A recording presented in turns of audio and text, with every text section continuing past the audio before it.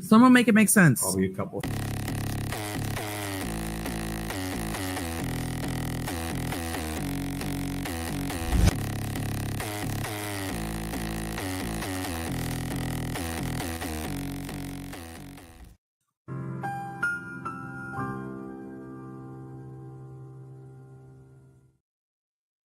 Hello. Did the redirect work? Did the magic of technology come through for us? For any of you guys who were here just a second ago for Brian Koberger, let me know. It was a whirlwind kind of getting everything set up. So hopefully I did all that correctly, because those BK docs just dropped like right before we went live, basically. So, okay. So we are here for the Karen Reed hearing for today.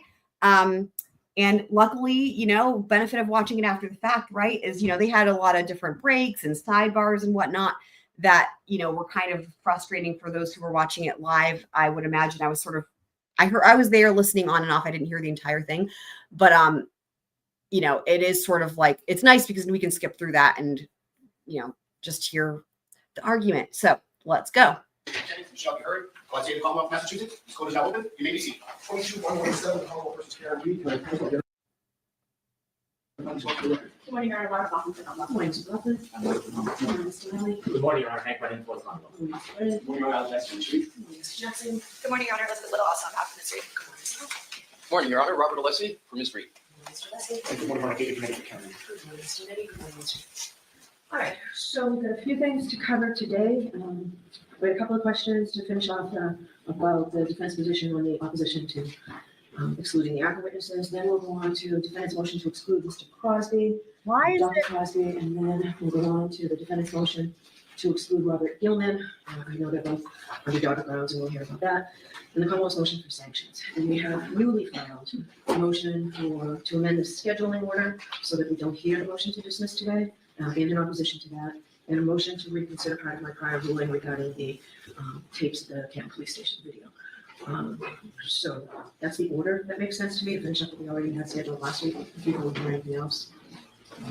So the questions that I have, before we start, so I want it to be very clear, counsel knows this. There has been some attempt at distinction between defense counsel. Mr. Yannetti wasn't on the emails. Ms. Little wrote the pleadings that everyone signed. Mr. Alessi. I am really confused. Why is the ticker that color? What is going on? Does it look gray to you guys? I'm really confused. To the game here. But you all know that when one of you speaks, you speak for the entirety of the defense team. When one of you acts, you act for the entirety of the defense team. And when one of you makes representations or misrepresentations, you speak for the entire defense team.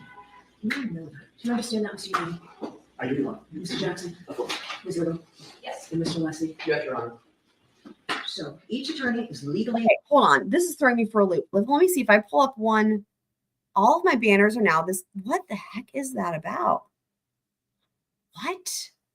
That is so weird. Thank you, Carla, for saying gray. I don't understand that at all because in the settings, it has the colors. Okay, that is just weird. I don't understand. But let me back this up because this is really important here. Like, why is she asking these questions about if one person speaks, it speaks for all of you guys, right? For the defense, like right out the gate, right? It's like slamming the defense. So this matters because of the candor to the court issue, right? That we're going to hear about. And I referenced it actually during the BK stream. And also remember the other issue that you have here is that you've got all these attorneys that are pro hoc vice apart from Mr. Yannetti. And Mark Bettero is not there yet, but they're attempting to add him as well. Again, he would be pro hoc vice. So, okay, so let's listen again. And I'm going to. And the Commonwealth's motion for sanctions. And we have newly filed a motion to amend the scheduling order so that we don't hear the motion to dismiss today, and in opposition to that, and a motion to reconsider part of my prior ruling regarding the tapes of the Canton Police Station video. So that's the order that makes sense to me to finish up what we already had scheduled last week, if you don't hear anything else. So the questions that I have. Before we start, so I want it to be very clear. Counsel knows this. There has been some attempt at distinction between defense counsel. Mr. Yannetti wasn't on the emails. Ms. Little wrote the pleadings that everyone signed. Mr. Alessi's late to the game here. But You all know that when one of you speaks, you speak for the entirety of the defense team. When one of you acts, you act for the entirety of the defense team. And when one of you makes representations or misrepresentations, you speak for the entire defense team. You all know that. Do you understand that, Mr. Kennedy? I do, Your Honor. Mr. Jackson? Of course. Ms. Little? Yes. And Mr. Leslie? Yes, Your Honor. So each attorney is legally accountable for the actions and statements of the entire team. So now the questions that I have, Mr. Leslie, that you said, were welcome questions, and I appreciate that. So I wanted to talk a little about that pause email that you called. Could you stand, please? Because I have to wait. So, yes, I was going to go to the Sure, podium. go ahead. I didn't want to stand when you were talking. You could stand. All right, so the pause email is you called. So first of all, we have that Wednesday, March 20th, 2024, 10:49 a.m. Email from Mr. Jackson. Dear Dr. Wolf, thank you so much for taking the time to get on the phone with me this morning. Pursuant to our conversation, please feel free to forward an engagement letter to this email address. So I'm actually gonna put this on 1.25 because she's reading this pretty fast, and this is all really fucking important. So okay, right off the bat, like they're here, they've got a number of motions on the table, and she starts the whole thing. She has an agenda, and she wants to address this candor to the court issue as it pertains to the ARCCA dudes. And again, I referenced this in the BK stream we just did about how this might be an example of where the defense has actually not done, what's the right way to say it? Potentially could have done better. Not that it was anything like misleading intentionally, but it could look that way. You know, in other words, there's one thing if it was just like, you know, a mistake or whatever. They didn't, you know, I don't think there's any doubt that they, you know, they got the invoice after the trial or whatever, but there's going to be we're going to hear it's if there's a discussion they had at sidebar with Judge Bev, and it particularly something that Alan Jackson said that could be a cause for concern in terms of the candor to the court. So, Mr. Jackson? thank you. Ms. Little? Yes. And Mr. Leslie? Yes, Your Honor. Why is that? Look at that. Each attorney is legally accountable It's like it just reset all this stuff because I just pulled that comment up and I was like, why is that so big? for the actions and statements. Liz says he wants to hear. What do you want to hear? Look at this whole, I don't know what StreamYard is doing all kinds of things.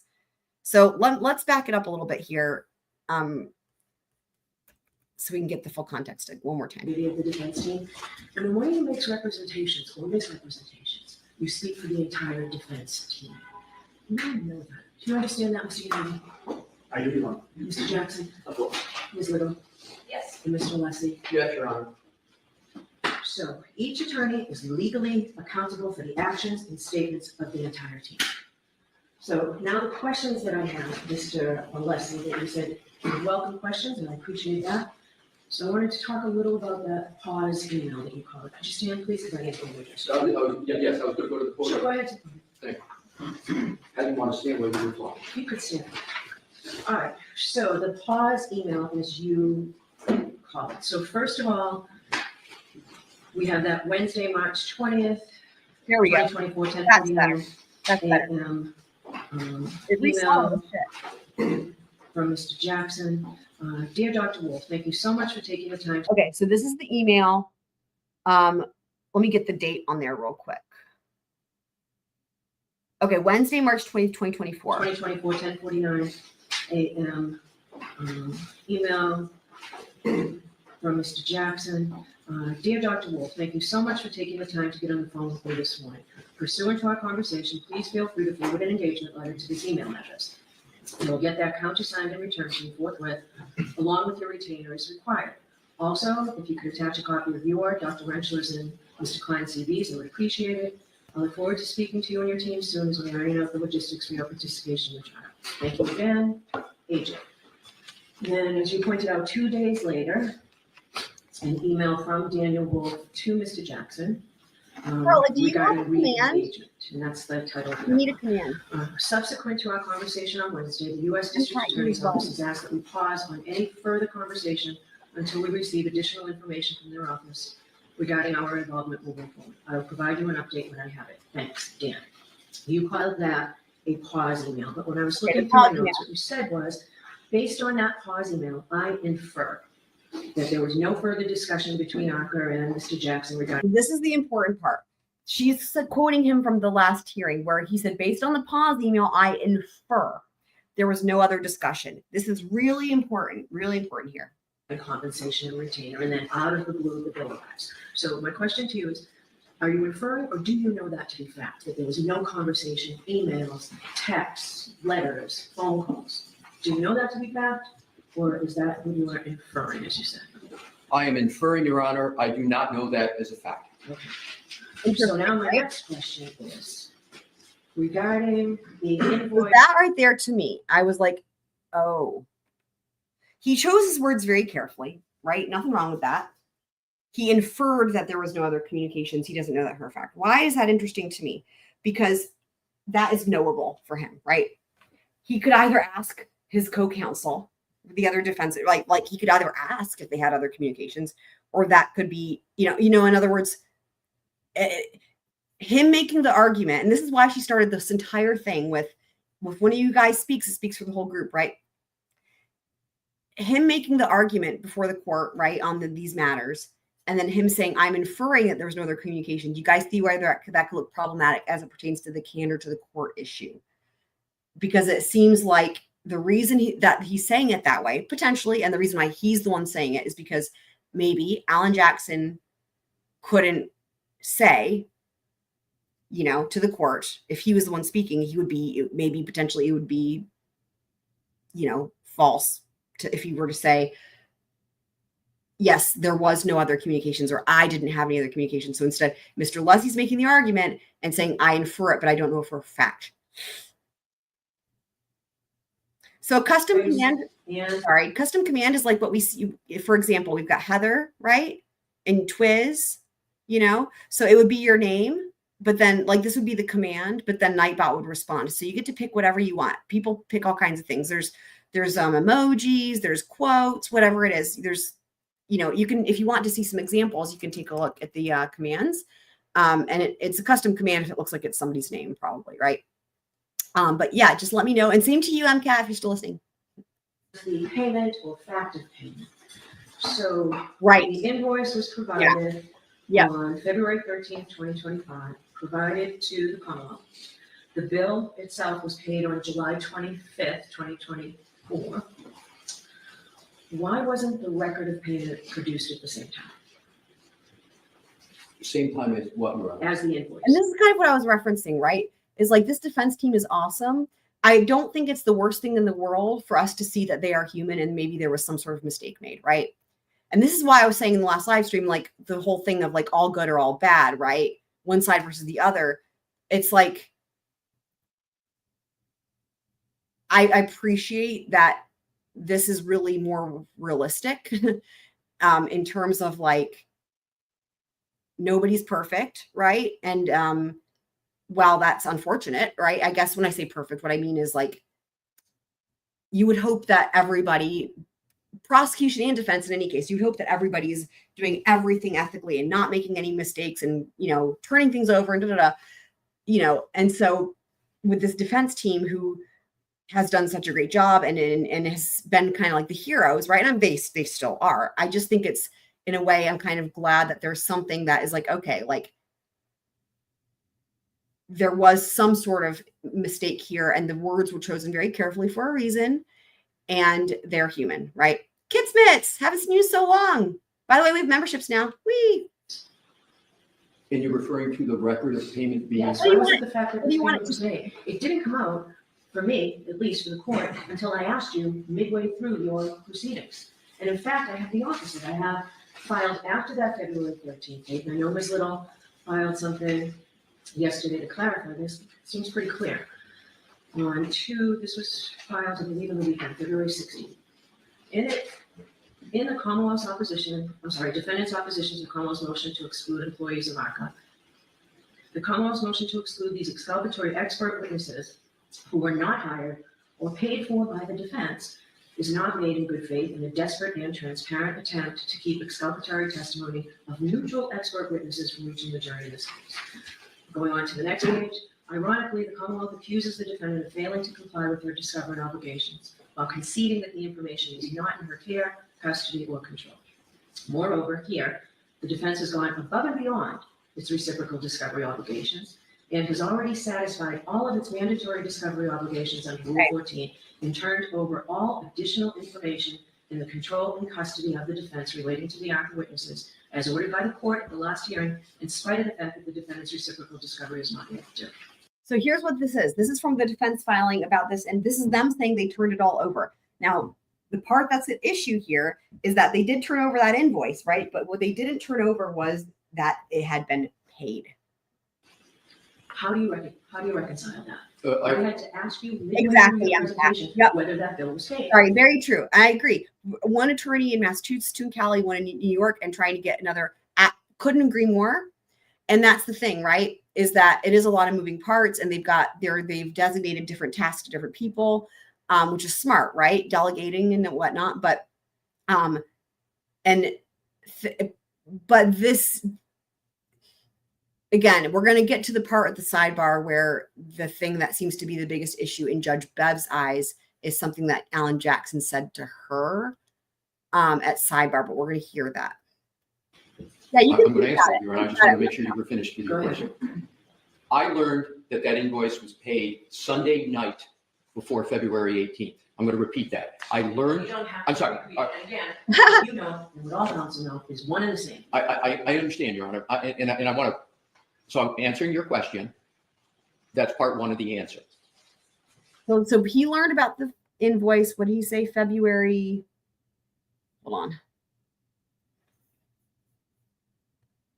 Your presentation, whether that bill was paid. I'm going to answer it, Your Honor. I just want to make sure you were finished with your Go ahead. question. I learned that invoice was paid Sunday night before February 18th. I'm going to repeat that. I You learned, don't have I'm to sorry. repeat it. And again, what you know, and what all counsel know is one and the same. I understand, Your Honor, and I want to, so I'm answering your question. That's part one of the answer.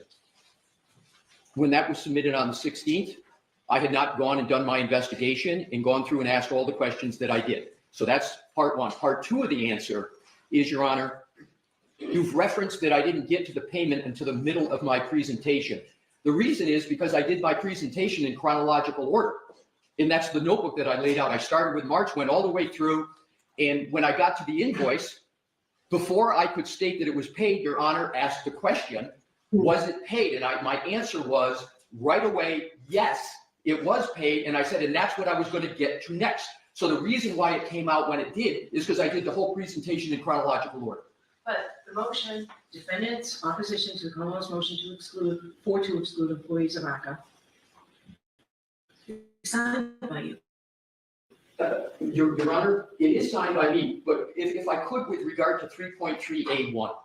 3.3A1 is not a strict liability statute. That's the reason why it has knowing in it, is in order to violate 3.3A1, the attorney in question has to know with regard to the fact and issue.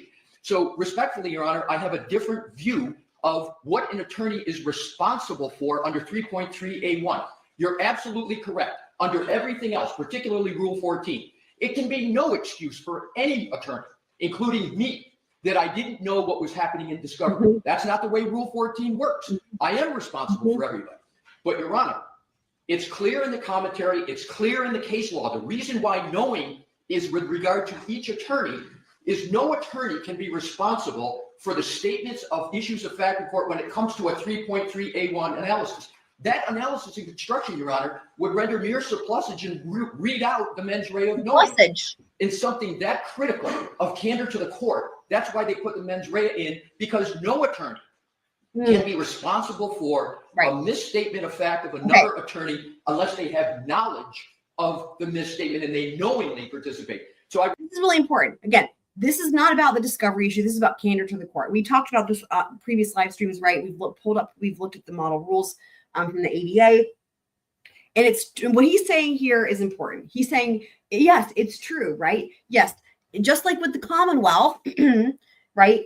And if you're a team and you're all responsible for the things. However, to a certain extent, right? There's also mens rea, right? And that you can only be responsible for a misstatement that you the knowingly. Where is it? Let me just make sure. He said that's why they put the mens rea in. Okay, hold on. Let's just listen to this again, so I don't misquote him. something that critical of candor to the court. That's why they put the mens rea in, because no attorney can be responsible for a misstatement of fact of another attorney unless they have knowledge of the misstatement and they knowingly participate. So I respectfully have a different conclusion than Your They have to have knowledge of the misstatement and they have to knowingly participate. There you go. Honor does about attorneys being responsible for statements on candor under 3.3a from everything else in the world, which I agree completely with Your Honor. All right, I'm not going to ask our counsel. All right, so let's move on to the next motion. Wow. Your Honor, She said, I'm not going to ask co-counsel. All right, I'm not going to ask our counsel.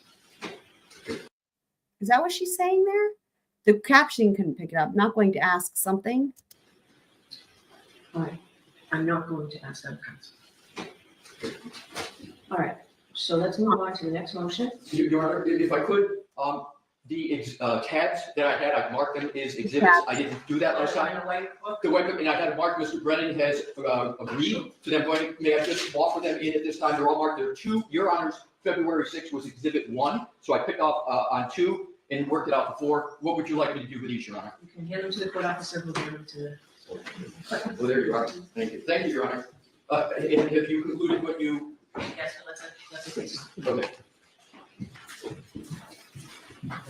Yes, All right, so let's go on to your, did the Commonwealth want to add anything? No, thank you, Your Honor. All right, so let's go on, I don't have Jim, 499. So the motion of the defendant to exclude the testimony of the Commonwealth's witness, James Crosby. And I read it 2 weeks ago when it came in, Mr. Wesley. I'll hear you on your motion. Thank you, Your Honor. I'm just getting myself reoriented Take your back to time. it. Thank you.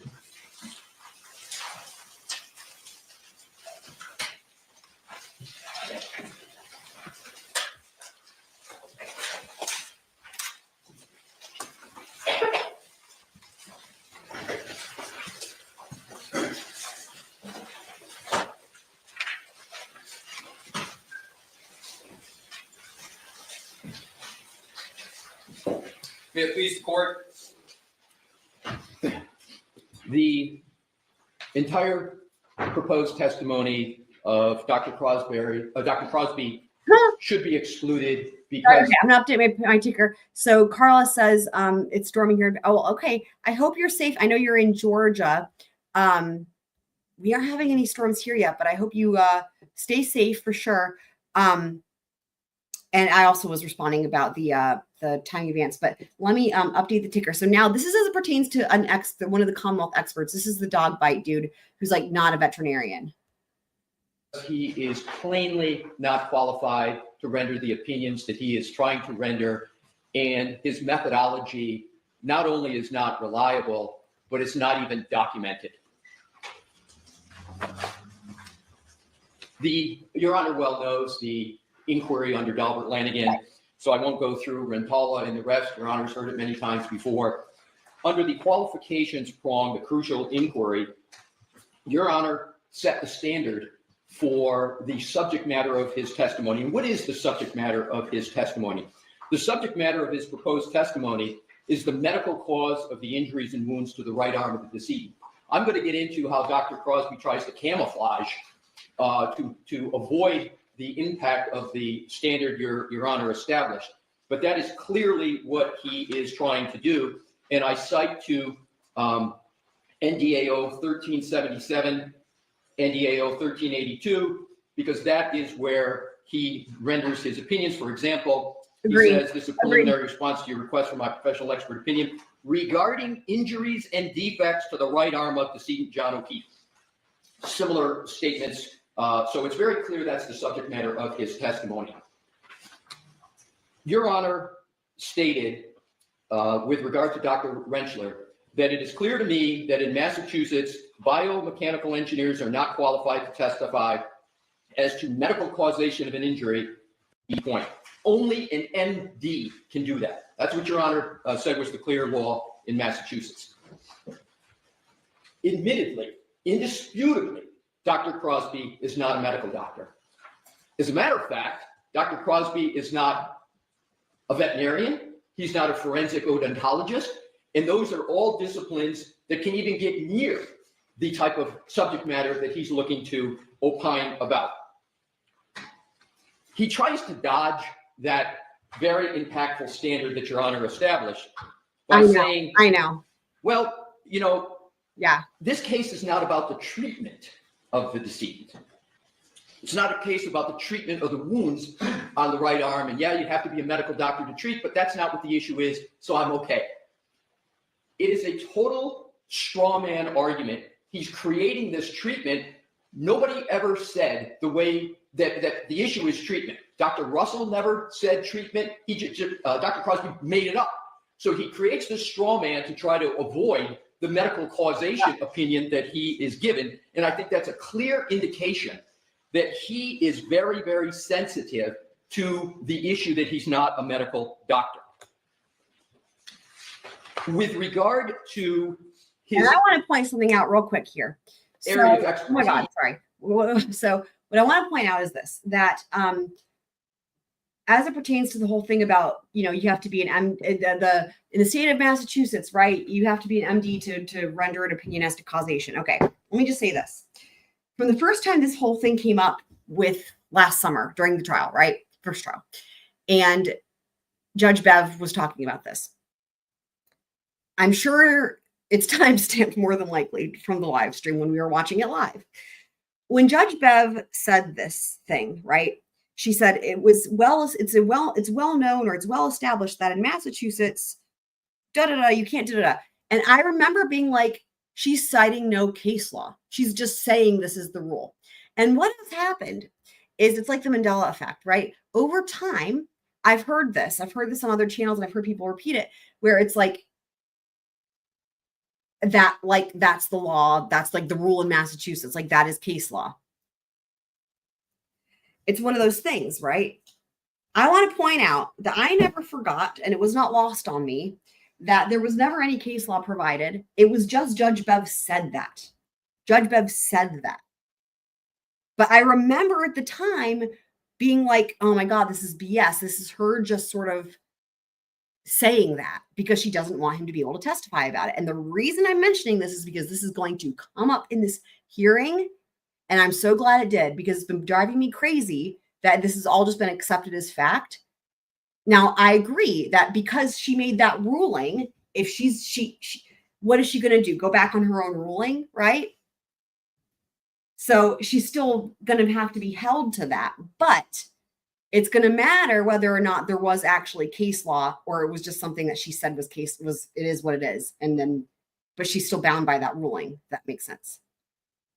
Oh, she never cited the case law.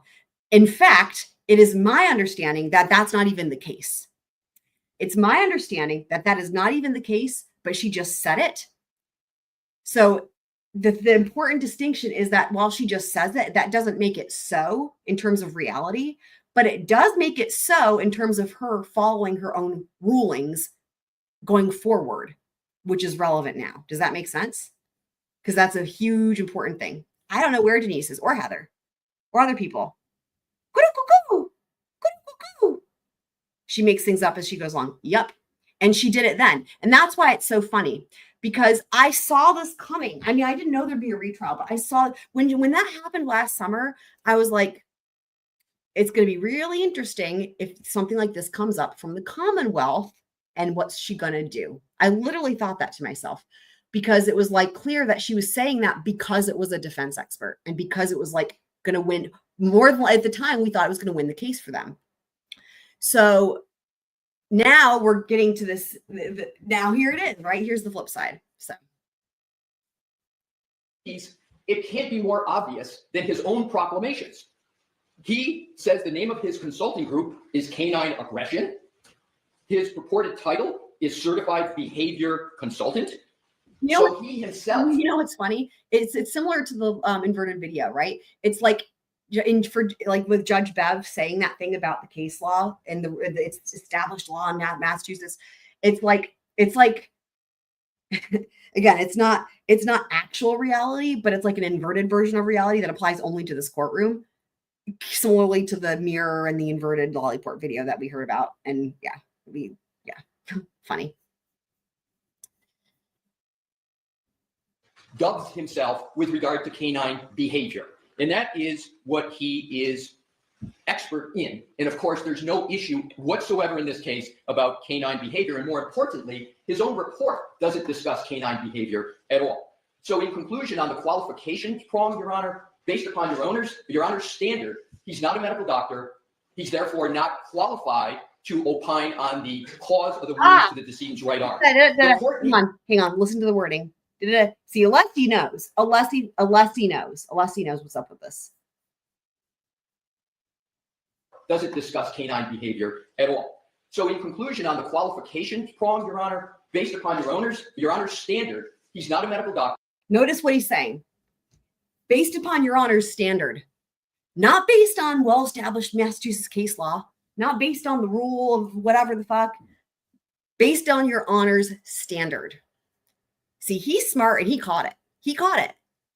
But you know what's so funny is there's so many people who have just sort of accepted this.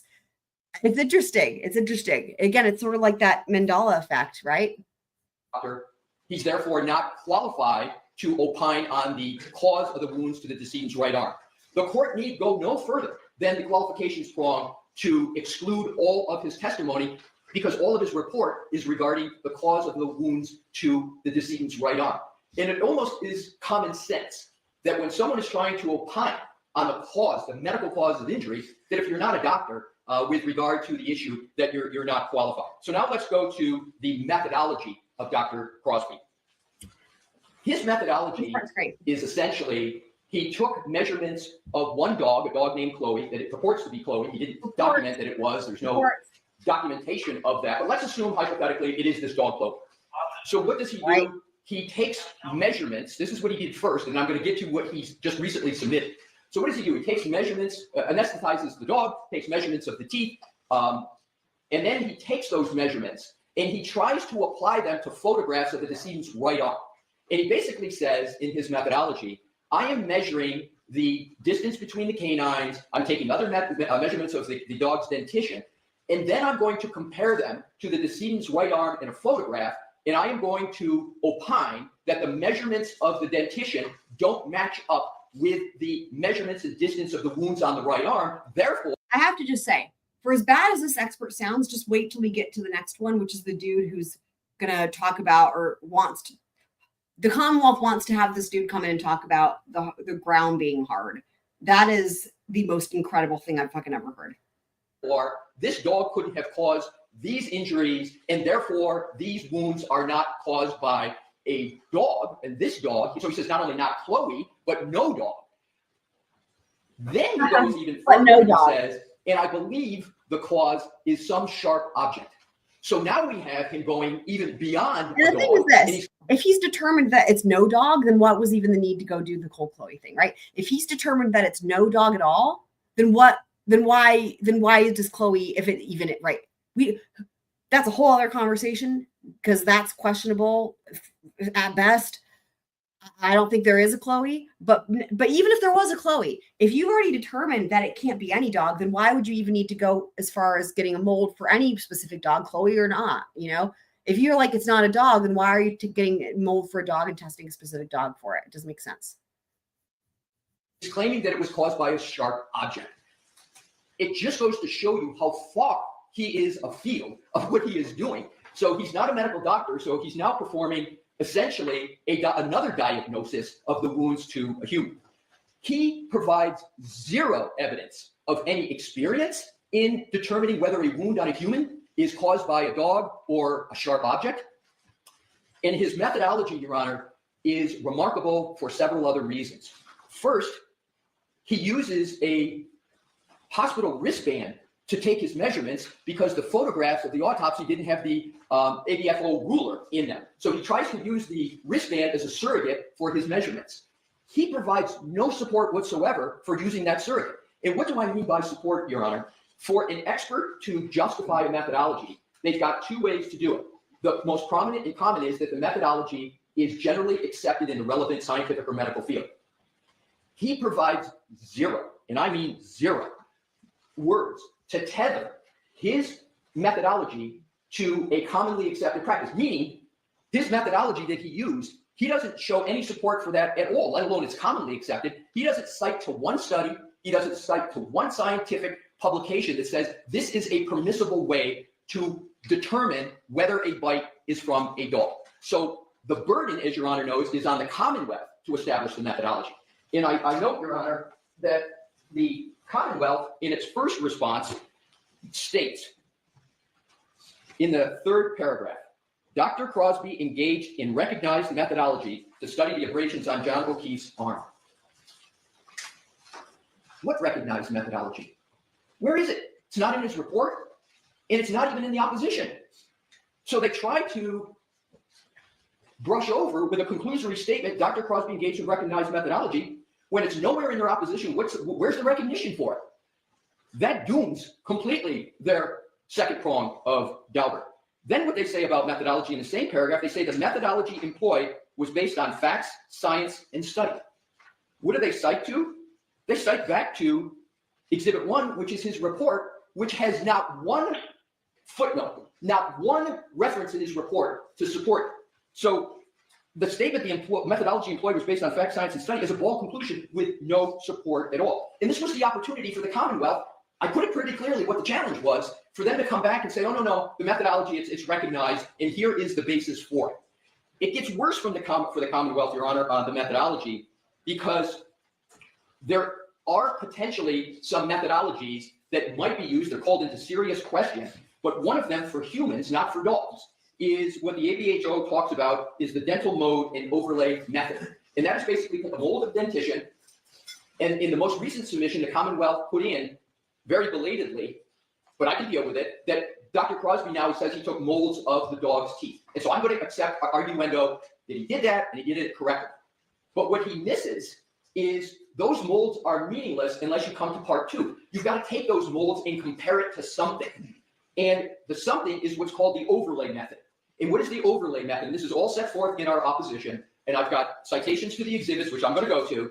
The overlay method is the part 2 you apply the mold to. So what you do is you take tissue samples of the wound and you make, there's a variety of techniques you can do, but you basically create the wound on a model, and then you compare the mold to the model to see if they match up or don't match up. He never engaged in the second part of what is, even with 2 parts, is a questionable methodology. He doesn't employ the overlay method, the part 2. So the molds that he took are meaningless unless you have the overlay to go with it, because that's what you compare them to. More importantly, the ABHO makes it clear that the only people that can do that are forensic odontologists. And even then, the science is very questionable. No, I mean, and I will just say that also does in terms of right. That's an understatement. Like, forensic odontology has been done. Like, of all of this quote unquote soft sciences, right? It's not even used anymore. Like it was, and it hasn't been for a long time. I mean, I think decades. So that's what's so funny. And I remember when it came to Dr. Russell, I said this last summer, Kit Smith, you might remember, because I know you were there when we were watching it live last summer. When Dr. Russell first showed up and you know, the dog, I said from the very beginning, they need to be careful that they don't tiptoe into the realm of forensic odontology, because if they do, they will be laughed out of the courtroom. Right now, whether they intended to or not, they weren't allowed to by Judge Bev. However, this dude, Dr. Crosby, is way closer to kind of dabbling in that category, I would say. Although, sadly, he's not even as qualified as a forensic odontologist. So I don't even know where that puts him. But yeah. and also for his methodology, where it's just a measurement, he provides 0 citations, and the Commonwealth provides 0 support for taking measurements in molds and comparing them to the wound. 0. So what are the other errors of Dr. Crosby? And these are not mere differences of opinion, Your Honor. These go right to the methodology. And we put in an affidavit of Dr. Russell, who is the medical support for his errors. So Dr. Russell goes through and talks about all the errors that Dr. Crosby caused in his analysis. The first, she says, is that he treated the arm of the decedent as if it is a static plastic mannequin-like object. And what is meant by that? Your Honor may recall Dr. Russell stated that when anyone is attacked by a dog, they move their arm, they flex their arm, and they move it, etc. And that can cause a dog's teeth to have an incomplete bite, etc. This is just common sense. Dr. Crosby doesn't account at all for that movement. So what he did was he treated the arm as if it never moved, and then he said, I'm going to take the dog's teeth, measure it, and then I'm going to take those measurements to a static arm. And he says it's just the distance is too far off to say that it was from any dog. Well, what he didn't account for is that when the arm flexes up, as it always happens in a defensive wound mode, those angles and those distances change. They get closer together. It's common sense, but it's also medically supported by Dr. Russell. And she said when you do that flex, that is going to make those wounds approximate the canine. But the fact is, her main point is he never accounted for that in his methodology. It's not an opinion. It's a methodology. So, and again, if he were to cite to a study that would say, no, it's okay to just treat it illogically as a static object, he might have some support, but he doesn't. A mannequin arm. I mean, it's just hilarious to think about, right? And there is nothing in the literature because nobody believes that's at all realistic in a dog attack. So that's her first criticism of him. She also states that the photos that he used, there's no documentation of who took them, how they took them, and we all know in forensic photography, those people who take those photographs have to be trained. They have to give a fair and accurate depiction. And you can look at one of the key photos, it's blurred. So it's obvious that there's a problem with one of the photos. She also aptly points out that there's not one citation in his report to any support for anything that he did. The Commonwealth, in their opposition, spent more words going back trying to attack Dr. Russell than they did trying to support their own expert's opinion. And I just counted the lines. I'm not going to tell you the count is, but there's more lines basically trying to say that Dr. Russell's entire testimony and opinions lacked adequate authority. She had, I think, 31 footnotes in her report. The one who This is great. But wait till he just doesn't do. He just destroys this Dr. Crosberry. Opinions lacked adequate authority is Dr. Crosby. The other criticism that she has on the methodology of Dr. Crosby is that he didn't account for the dimpling and pinching and piercing of skin, human skin, when there's any pressure, particularly with a bite. It moves, it tickles, it hits the muscles, etc., etc. He gave no account for the condition of human arm and skin and anatomy, perhaps because he's not a medical doctor and doesn't know the area. So with regard to the Commonwealth's response, I'm appreciative of the fact that they cited to his thesis. So what say is in the second paragraph, they said his master thesis, the specific use of evidence in the investigation of fatal dog attacks, has been peer reviewed. So what did I do? I went and read all his thesis. Oh boy. What I found is particularly probative of the issues I just raised. So I looked at I read 179 pages of his 2016 Master of Science thesis that they cited. So when he said this, I literally thought to myself, okay, how much you want to bet? I don't know. I don't know if I could ever confirm this. Mr. Leslie, if you're ever watching, let me know if I'm right. I have a theory, and I think it would make sense. Y'all let me know what you think. I wonder if he's one of those speed readers. Do you guys know what I mean? There's actual competitions and shit that they do that it's a thing where it's like, for example, they could read 179 pages in like 10 seconds or something ridiculous like that and actually retain the information.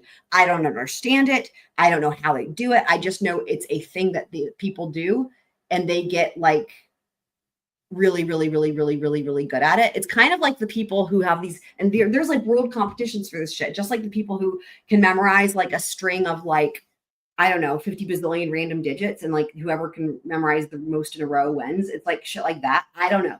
It's a really niche thing, but like, I'm sure there's like speed readers who just like can read fast or whatever, but there's a thing where it's like, you can read like 50 bazillion pages and just retain it all.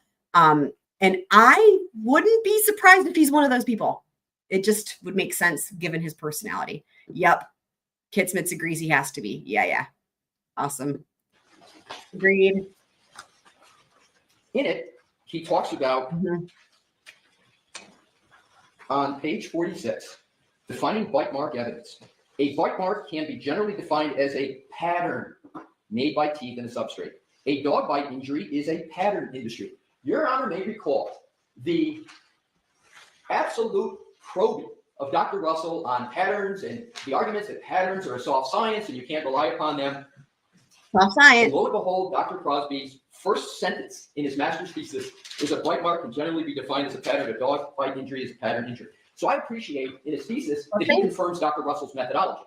What he doesn't do in his thesis Right. is even mention his own methodology that he used here. In 179 pages, there is now one reference to the methodology he used in his report.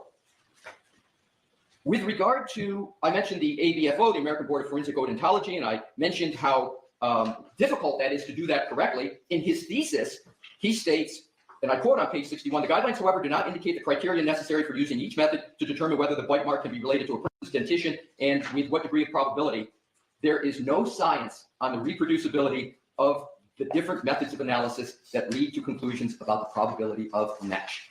A very, very, and I couldn't agree with Dr. Crosby more on that. He then talks about, in his thesis, about the fact that there's no accepted methodology for dog bites, even using ABFO. And on page 63, I'm going to quote what he says.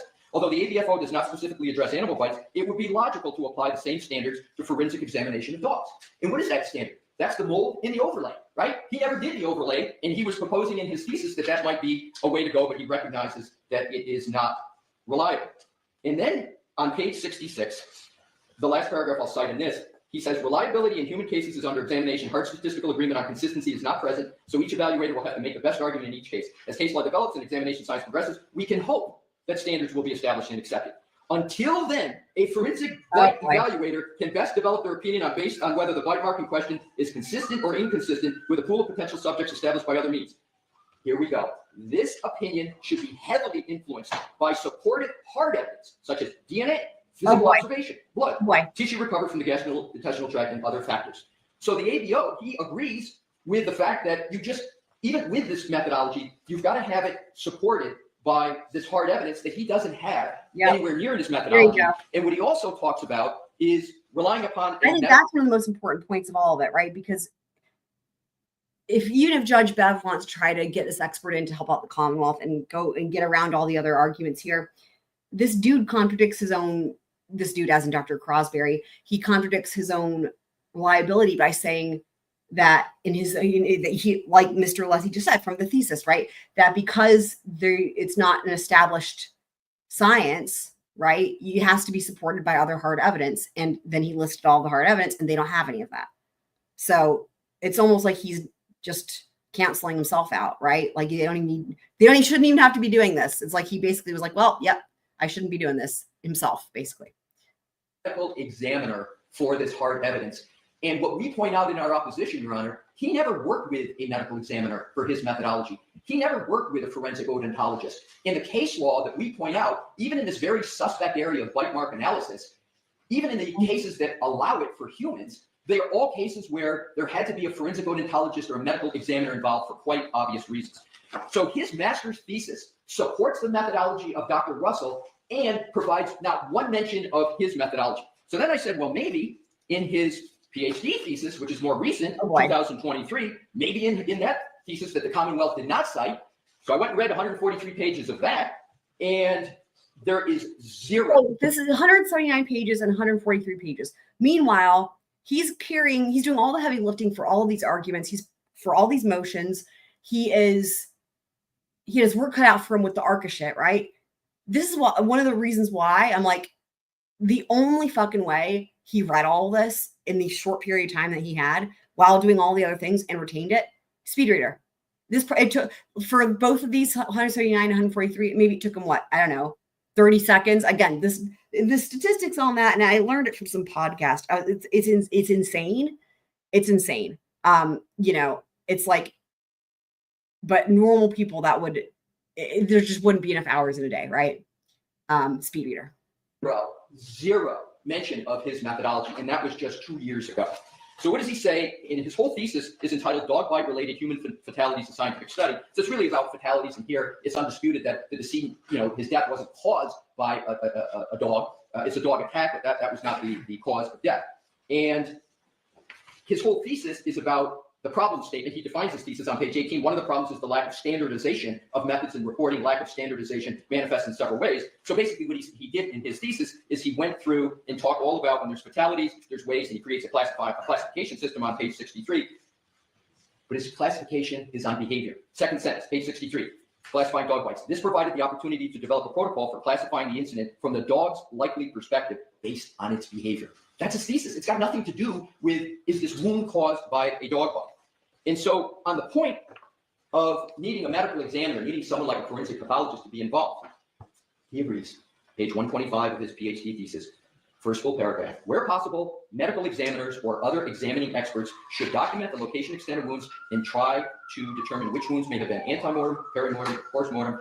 This may require histological analysis by a forensic pathologist. So he mentions what medical examiners should do, what a forensic pathologist should do. He doesn't even begin to suggest that he should do it or that he is even qualified to do it. So in sum, Your Honor, with regard to Dr. Crosby, whose degree is in veterinary science, I don't know what that is. Dr. Russell doesn't know what that is. It's certainly not a veterinarian, although if one reads it quickly, one might think that's what the issue. He's not. He was a police officer for 22 years. And even then, he wasn't like a canine police officer. He had an interest in them then. And it wasn't until he retired that he became active in dog behavior and how dogs behave, if they're aggressive, et cetera, et cetera. So why is it, Your Honor, that we respectfully submit that he cannot testify with regard to the subject matter of his report, which is the medical cause of the wounds on the decedent's right arm? He's not a medical doctor. He's not a forensic odontologist. He's not a veterinarian. He has none of the qualifications to do that. And he surely doesn't have any qualifications to say it wasn't a dog, but it's a sharp object. And then with regard to his methodology, he doesn't document at all how that methodology is generally accepted. He doesn't even, nor does the Commonwealth even talk about the non-exclusive Daubert factors and how they might satisfy that alternative.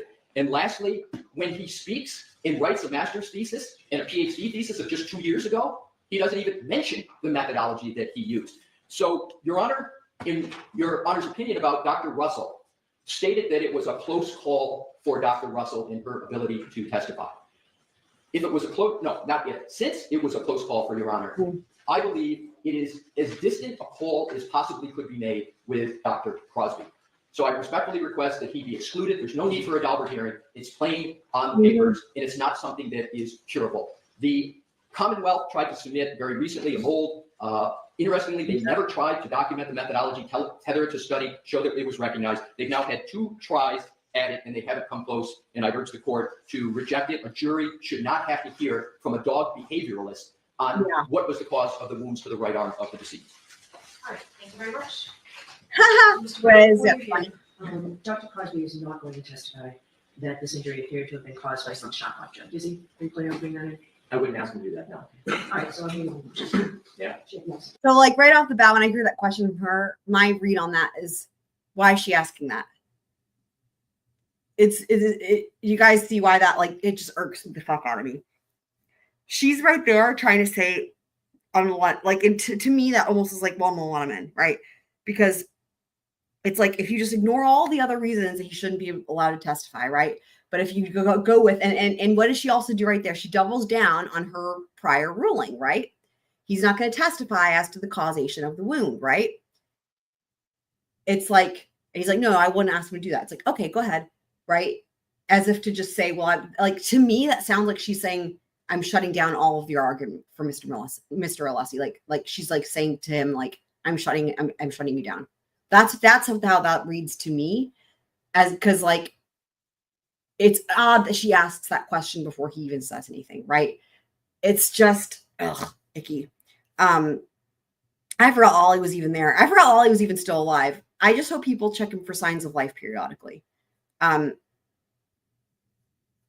I mean that too.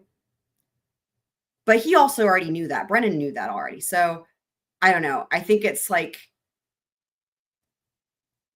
I don't know. I just, it irks me. Yeah. All right.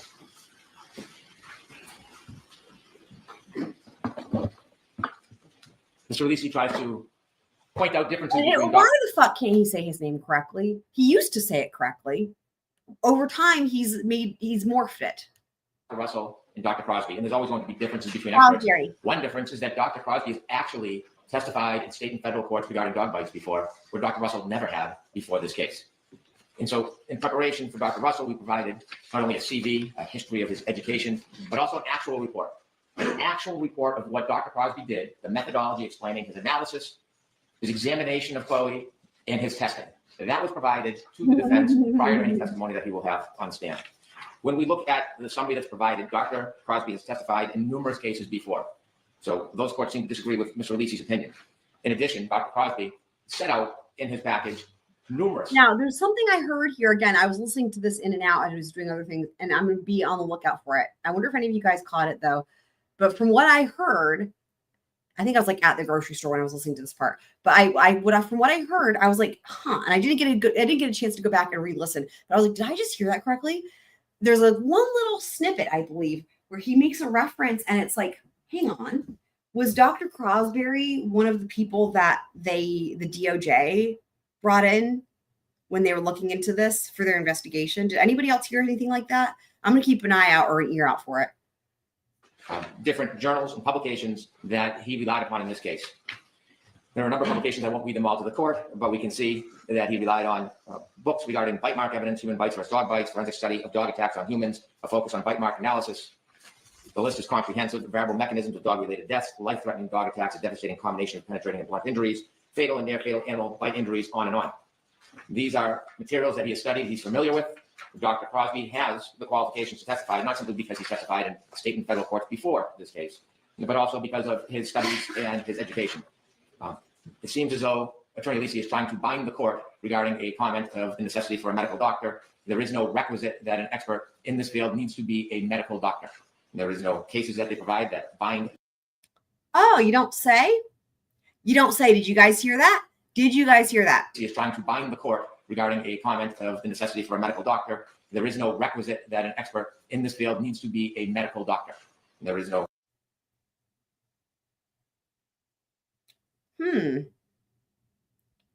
So he is going against what Judge Bev said. Judge Bev said there was. Judge Bev said that is well established. I mean, that you had to be an MD. He's saying that's not so, which I didn't think is so. He's saying, okay, I'm going to disrupt your warped reality to Judge Bev, basically, is what it is. Remember the whole, like, she's like saying this is reality. And so now it's reality because she says it, but it's not actually reality. And he's like going to throw a monkey wrench in the whole system and be like, this is not reality.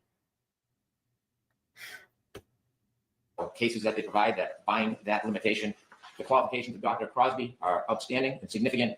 He studied at the College of Veterinary Medicine, completed coursework in forensic animal behavior analysis, animal crime scene, bite mark analysis, veterinary forensic pathology, forensic crime scenes. He is often called to go to autopsies around the country to study wounds to determine if they are bite marks, if they are dog wounds, and if they can be attributed to a particular dog. He served as acting chief. Is that in the papers? The different autopsies he has, and I can supplement the autopsies he's been to, and I can also supplement specific cases where he's qualified. He has listed a number of cases in the back of his package. So do I have the exhibits that I have are attached to the Commonwealth's, the defendant's motion. They So have- I don't know that I have all the reports. Exhibit 1 has Dr. Crosby's report that has all this information in it. Okay. And as I mentioned on the previous tape, Dr. Crosby actually went and examined Chloe.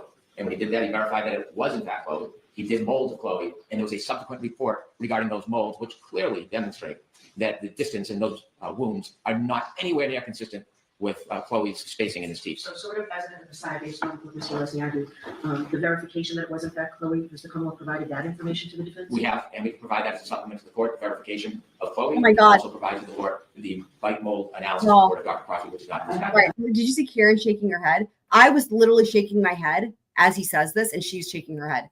I don't believe it for one moment. And then Kit Smith is saying, because I was asking what field. So what field is he referring to specifically? Given that he just agreed he won't ask him to ID the bite mark, then actually what is he testifying to then? Yeah, I know, right? That's the thing. Yeah. Demonstrate that the distance in those wounds are not anywhere near consistent with Chloe's spacing in his teeth. So sort of as an aside, based on what Mr. Leslie argued, the verification that it was in fact Chloe, has the Commonwealth provided that information to the defense? We have, and we can provide that as a supplement to the court, the verification of Chloe, and we can also provide to the court the bite mold analysis report of Dr. Crosby, which is not in I this have package. it. I think that's attached here. I have the photographs. That's part of the original report, but then he actually took a mold of Chloe's jaw and teeth, and then I asked him to supplement the report regarding the mold. And that's been provided to the defense? It has not been provided in this package, so I can provide that to the court. So I'll supplement those two different items for the court's reference. In addition to his experience, he was chief of animal care and protective services at the city of Jacksonville. He had oversight and approval of criminal investigations. He trained staff in dog bite and dangerous dog investigations. He served as the animal control division manager for Bay County, Florida from February 2008 to 2010. He has training and experience, including certifications in humane euthanasia of animals, legal restrictions of methods and reasons for euthanasia. He's investigated numerous complaints of dog bites, and dog behavior. He's published. I had shown the book to Dr. Russell when she was cross-examined. He has a number of engagements where he teaches. Oh, Dr. that was the book when she poo-pooed it and she was like, what even is this person? They have no certifications. Do you guys remember that? She was like, oh, that was so fucking funny. That was this dude. Crosby is well recognized in the field. He has employment in other projects other than his business. It includes a research associate canine brain project, 2023 to current. It's associated with Harvard University. Duties include the investigation and documentation of dog bite and related human fatalities. Also, division management consultant for Animal Care and Protective Services, City of Jacksonville in 2016. He is a professional dog trainer, behavioral consultant. He has provided expert witness testimony. And why are you even saying that? Leave that out. It'd be better if you left that out. A professional dog trainer, leave that out. Honestly, for this, leave that out. Come on. In cases of dog bite, dog attack, dog-related fatalities. Now, in Dr. Crosby's report, he outlines his methodology, and you can see it is specific, it is detailed, it is consistent. And so when we compare, I'll refrain from getting into too much of a comparison, when we see the actual study of dog bites, we see something different in Dr. Crosby's report. They're not unsupported claims that change from time to time. You can see that there are the pictures of Mr. O'Keefe's arm, and we can see the band in which he used to measure. You can see multiple pictures of Chloe's jaw, mouth, teeth, canines, incisors, and then you can see that he has measured the distance of all of those teeth specifically. And then in his methodology, he outlines each group of lesions, specifically lesion group 1, lesion group 2. And then he goes into an analysis of the different groups of lesions. He explains why they are wholly inconsistent with both the dog bite and any animal bite. And he also describes and explains that the distance between the wounds are totally dissimilar to Chloe's mouth. He does look, as Mr. Lisi suggested, at other support, such as DNA. And in fact, he embraces other support. In this case, there is no canine DNA, significant to Dr. Crosby because in virtually every case, he finds canine DNA. So he does look to alternative sources. And mindful, there was pig DNA found. So it wasn't as if the sample was obliterated or destroyed. Like, there was it sounds like what he probably usually does is he probably testifies for civil cases, right? Where somebody gets bit by their neighbor's dog and then it's like they're being sued. And then there's going to be like a negligence thing, right? That's going to be like one of those things where it's like contributory negligence. Like, should you have known? Could you have known? Like, that's where that would come into play. Like, was this just the dog went crazy all of a sudden? Or like, should you have known that the dog was dangerous? And that's where the behavior would come in. And then the biting.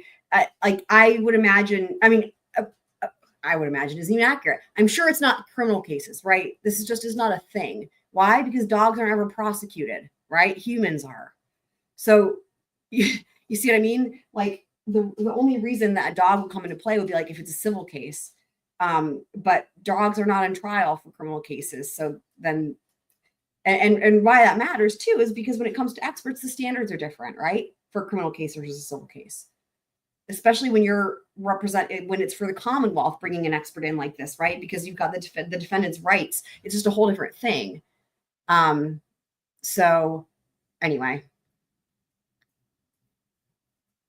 Materials available for testing. It's just the unfortunate consequence that there is no animal DNA. And so while there are different methods, and some of the things that Attorney Lisi spoke about, dentition deal with human biting, not dog biting, his methodology is set out very clearly on how he came to the determinations, what he did in the study. He actually engaged in an investigation in this case before providing his opinions. So Dr. Crosby is well qualified. He has been accepted in state and federal courts before this case. He did a thorough examination. He has ample support for his training and experience. And his opinions are soundly based, not on hypothetical rhetoric, but on the facts, on the details in this case. He has never changed his position from one event to another. It has always been the same in this report, has not wavered, and he is highly qualified to appear in this case in rebuttal if necessary, if Dr. Russell is to take a stand and provide some or any of the opinions that she provided before. All right, so just to be clear, the Commonwealth does not intend, by permit the testimony, does not intend to call him your case in chief? Absolutely not. All right, Mr. Lisi, any follow-up? Thank you, Your Honor. Thank you.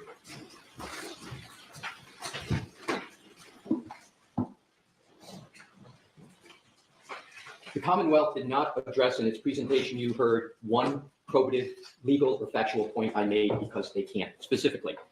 The Commonwealth just stated that Dr. Crosby has testified in court numerous times.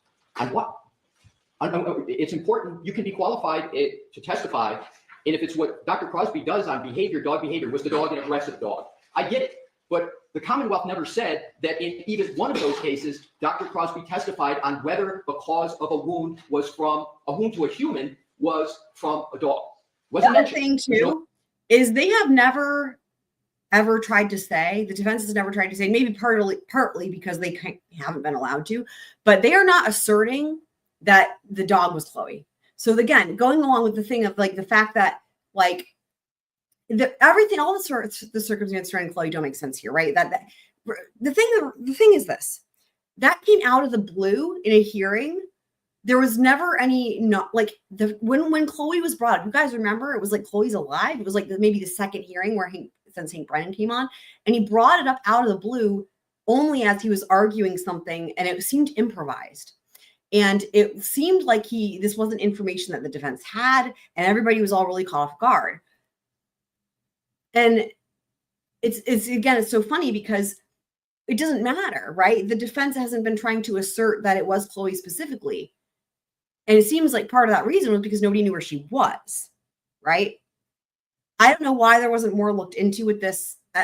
But regardless, I was gonna say too, is that even the Dr. Crosberry himself said that he determined he wasn't bitten by any dog. Never mind just Chloe, but any dog. So the whole Chloe thing, it seems like a red herring in a way, right? Like they go and get the mold for Chloe. It's like, why would that be necessary if you already know the defense can't say it was Chloe specifically? Then why are you even doing that? You know what I mean? No case provided. As best as I could, I looked at those cases. I couldn't find many of them, but I didn't see any indication that he testified and was allowed to testify that the cause of this wound on a human was from a dog or a specific dog. Point number two, Mr. Brennan mentioned he cited numerous journals. Your Honor, I would ask the court to take a look at his report. There is now. Hold on, so that's exhibit 1 is the Yes, one. exactly. Give me a minute. Just put it back in. All right, so what page? Every page. The point is, there's not one footnote in any of his reports. So he does go through his purported methodology. I've never said he didn't present a methodology. My point is, his methodology is not accepted, let alone generally accepted. And nowhere in his report does he say this methodology, this measurement methodology, is accepted at all. And you have to either show in Daubert-Lanigan that either your methodology is generally accepted in the relevant medical community, or that you can satisfy the Daubert factors, which I'm going to get to. But Mr. Brennan said he cites to numerous journals. Your Honor, this is what Mr. Brennan has to be referring to. If Your Honor would please turn to the end of the report. This starts on NDAO 1400, very much toward the back.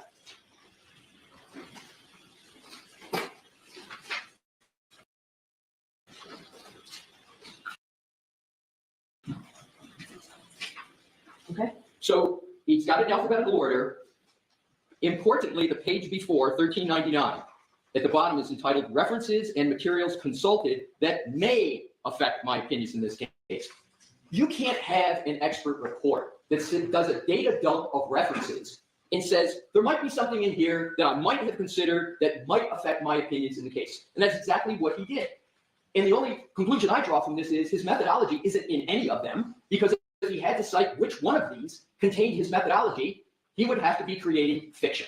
So when Mr. Brennan says he cited numerous journals, well, he did, but where does he tether his methodology to one of them? He doesn't because he can't, because his methodology, to the best of my research and Dr. Russell's, has never been accepted by anyone. So then what Mr. Brennan stated was that he participated in autopsies. My point exactly. He participated in that. He obviously doesn't perform autopsies, so it had to be with a medical examiner or forensic pathologist. He didn't do that in this case. There's no statement by him that he worked with a medical examiner, etc. So I think the inference the Commonwealth wants Your Honor to take is, because he's participated in autopsies, he must have been the one that determined whether or not the dog bite, the wound is from a dog. There is zero evidence in any document from which even an inference can be taken. There's no foundation fact from which the inference can be taken that that's what he has done.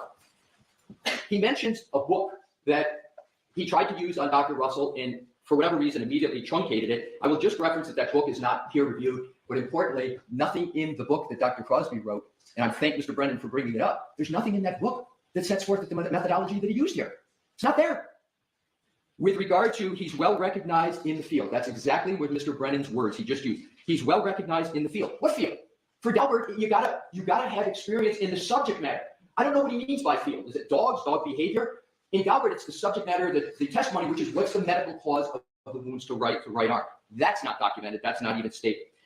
He mentions Harvard, which people use for obvious reasons. You know, it's Harvard. But what is it that he is participating in Harvard in? And this was from the words of Mr. Brennan, canine brain behavior. I didn't hear anything that he's at Harvard opining on the cause of wounds to humans and whether they're not from a dog. Mr. Brennan said that he outlines his methodology. I agree with Mr. Brennan on that. He does outline the methodology that he uses. But fatal and problematic is he doesn't tether it to a study to say it's generally accepted, which is the key inquiry under either Commonwealth v. Davis, common acceptance, or the Daubert-Lanigan and 9 exclusive factors. And then the last point that Mr. Brennan made is particularly telling. He said Dr. Crosby bases his opinion on facts. That's not the Daubert inquiry. You've got to base your opinion on a reliable methodology. Facts, yeah, they are somewhat relevant, but the most probative aspect is methodology. So I am still, after all this time we've argued this, waiting to see where is the study, where is the documentation that the methodology that Dr. Crosby used, that a medical doctor, Dr. Russell, so thoroughly criticized, where is that methodology documented in one of these many references at the end, no footnotes in his study? I believe, and why isn't it, Mr. Brennan didn't respond at all to my points about Dr. Crosby's 2 theses, where you would expect his methodology to appear, and it's completely absent from there. So the question is, in conclusion, where is the home for his methodology? Where's the home? Where is the home in the scientific literature? It's an orphan methodology. It has no home because it's not generally accepted. So he is not qualified under Daubert. Dude, that was my favorite. His methodology is That was my orphan. favorite. It's an orphan, dude. Yes. Where is the home for his methodology? Where's the home? Where is the home in the scientific literature? It's an orphan methodology. It has no home because it's not generally accepted. So he is not qualified under Daubert-Lanigan, and his methodology is an orphan. And for those reasons, not only can he not testify with regard to whether the cause is a sharp object, but he has not, the Commonwealth hasn't even begun to meet its burden that his methodology is reliable for all the reasons that I have stated. And a good part of my position is based upon Dr. Crosby's own report that doesn't tether it to a study or general acceptance, and Dr. Crosby's own theses that don't even mention the methodology that he is trying to put forth in this case. Anything else, Mr. Brennan? Briefly. On page 6 and 7, Dr. Crosby offers court cases in which he has testified and provided expert opinion. I will give you specific cases where he's been qualified in state and federal court. Mr. Lisi harps on the idea of methodology. If we remember Dr. Russell's testimony, it wasn't until later in her testimony that she introduced this idea of pattern recognition analysis. And we hear very little about the details. What we knew or learned from Dr. Russell is that she couldn't identify any of the wounds, none of them independently, just collectively. In fact, I think she opined that she was the only expert in the country that really could perfect the art of pattern recognition analysis. Attorney Lisi's arguments are the fact that he doesn't like the way Dr. Crosby wrote his report. But what I can say for Dr. Crosby is at least he wrote his own report. And when you look at Dr. Russell's affidavit in support, there's something to be intellectually honest about it, striking, kind of like her original report where it was clear to me that it wasn't fully written by Dr. Russell. You look at that affidavit, it is not consistent with the testimony or the mannerism or the way that expert speaks. And so a lawyer can craft an affidavit and help craft a report so it meets their idiosyncrasies, but that is not the arbiter of somebody's qualified. Dr. Crosby is qualified, he has experience, he's testified and been accepted by courts before. Thank you. Okay, so before we move on to the next motion was, it was filed after the other motions that we finished here. It was filed on February 21st, I believe. Defense motion to exclude, defense motion to exclude certain testimony of Commonwealth witness Robert Gilman, and in the alternative of Daubert hearing. So the last time we were here, I wasn't sure we would reach this. I think it had just been filed. So I don't have an opposition from the Commonwealth. I don't know if you wrote one, if you planned on writing one, or if you just wanted to go forward, and also whether you're prepared to go forward today. We do not have a written opposition, but we are prepared to go forward today. Okay, so I will hear Mr. Leslie, this is you again, right? It is, Your Honor. All right, so I'll hear you. I know. And this is paper 515. May it please the court, Mr. Gilman, a meteorologist, is attempting to opine on the hardness of soil conditions. So before we get into Mr. Gilman with the hard ground, also, that's what she said, because we're going to get into some all kinds of, that's what she says here. We can go back and take it apart point by point. But I don't even know if it's worth the frustration that it would yield. So let me know if you guys want to do that. At 34 Fairview in January, Yes. on January 29th, early morning 2022. He states in what is a certified weather statement, that's quote, certified weather statement, many things, and we don't challenge his statements about what the temperature was and precipitation. But what we do challenge is his opinion with regard to the hardness of the ground. So With regard to his qualifications, his qualifications to opine on the hardness of the ground. I just want to make sure I get his name. And is he a doctor? Okay. And this is paper. The banner. But also, we need a blunt force trauma in the chat. May it please the court. Mr. Gilman, a meteorologist, is attempting to opine on the hardness of soil conditions at 34 Fairview on January 29th, early morning 2022. Thanks, Twiz. He states in what is a certified weather statement, that's quote, certified weather statement, many things, and don't challenge his I'm doing lots of statements things about what the temperature was and precipitation. But yes, you But won. what we won do that. challenge is his opinion with regard to the hardness of the ground. With regard to his qualifications, The Commonwealth's new theory is the he graph is not, to the his head. qualifications to opine on the hardness of the ground. He is Crazy. not a geologist. This is crazy. He's not a pedologist, i.e. a soil scientist. There's a specific field for that. He's not a hydrogeologist, which is a scientific discipline that blends water movement in the subsurface, particularly the soil. He's not a hydrologist, which deals with solely movement of water, whether it's in any kind of media, soil, etc. And he doesn't purport to have any of those qualifications. He doesn't even I just want to say something before I forget to mention it, even though it's not on topic. Because I've been thinking, still reflecting on the BK documents. For those of you guys who were there, Denise had pointed out that, you know, within, and not just Denise, but other people too, that with infrared, you can't even tell if the car is white or not. But I wanted to point out something. The defense did not bring that up in the motion in limine, which is interesting. Like, they did not dispute that the car color couldn't be identified. It was just like the fact that there's no continuous footage linking it to the other footage. That was basically the argument for that. So interesting. That he took courses in college that would have even educated him on soil hardness and the effect of precipitation with regard to the hardness of the ground. But perhaps the most telling statement that he makes is he puts his opinion in quotes. So his certified weather statement is hard as a rock, I believe. I'm looking for hard as a rock, Sorry, guys. there were a couple of exhibits attached in your affidavit, Mr. Leslie. Yes. All right, so one's exhibit 1. I don't see any. I'm sorry, Your Honor, it's Exhibit 1. Okay. Is his February 3rd, 2025 quote certified weather statement. Okay. That is it. And at the bottom of it, it's got in the quotes the Okay, I see. All right. I don't see anything that says certified weather statement.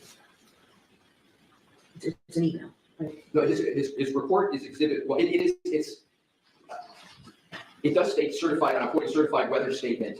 Is it NDA 02802 and 803? It is exactly that. I raised Yeah. and testified. So Your Honor, he puts his opinion in quotes, which to me is an indication he's speaking in lay terms. I've never seen an expert put an opinion in quotes. And he does not tether that opinion to any methodology. As a matter of fact, Your Honor, that's the entire basis for what the Commonwealth is proffering is support that one, he's qualified, and two, that his methodology is reliable. But he doesn't even state what his methodology is that he used to come to that opinion. I've never seen a proffered expert state what the methodology is. He doesn't say how he came to that conclusion. So it's the burden, as we know, of the Commonwealth who's offering the witness to demonstrate by a preponderance of the evidence. They don't even have evidence, let alone a preponderance of the evidence. They don't state a methodology, and they put the key opinion, the only opinion, in quotes. And Your Honor, there is a deep and typical of science, complex way to determine hardness of ground. And he doesn't even begin to discuss that whole science. And Your Honor may recall in previous Delbert Lanigan hearings, I cited to the Goodman case, the Pasteur case, and the courts in Massachusetts have said, in addition to going through making sure you've got a methodology, the court can also use its, not this are the words of the court's common sense. So in addition to all the defects that I just covered, has anybody ever, all of us have heard a meteorologist in many different fora, most prominently on TV, Yeah, I see what you mean. talk. And what do they talk about? They talk about the weather, the forecast of the weather. What is the weather? We all know what it is. I've never heard a meteorologist say, today is going to be 22 degrees below freezing, there's going to be precipitation, and the ground is going to be hard as a rock. I've never heard it. Because that's not what meteorologists do. So I Amazing. believe in terms of common sense, in addition to the other arguments, I think common sense just tells one that this is not the kin of meteorologists.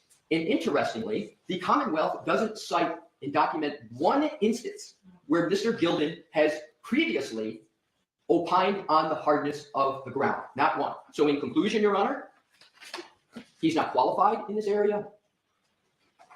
He doesn't even state a methodology to come to the opinion, let alone show that if he had a methodology, it's reliable. He puts the opinion in quotes. I think the only reasonable conclusion from that is he's using layman like an idiom, a term that people just use. You know, his head's as hard as a rock, whatever. But that's not science. And in order to give an opinion to the jury, Not the whole to purpose mention, of general acceptance, the whole purpose of Delbert, not is to it mention, has- hard as a rock is just a saying, but if you're actually trying to offer that as an opinion, what type of rock? Because rocks have different levels of hardness. I mean, look at like, what is it, mica or pica or whatever the thing is.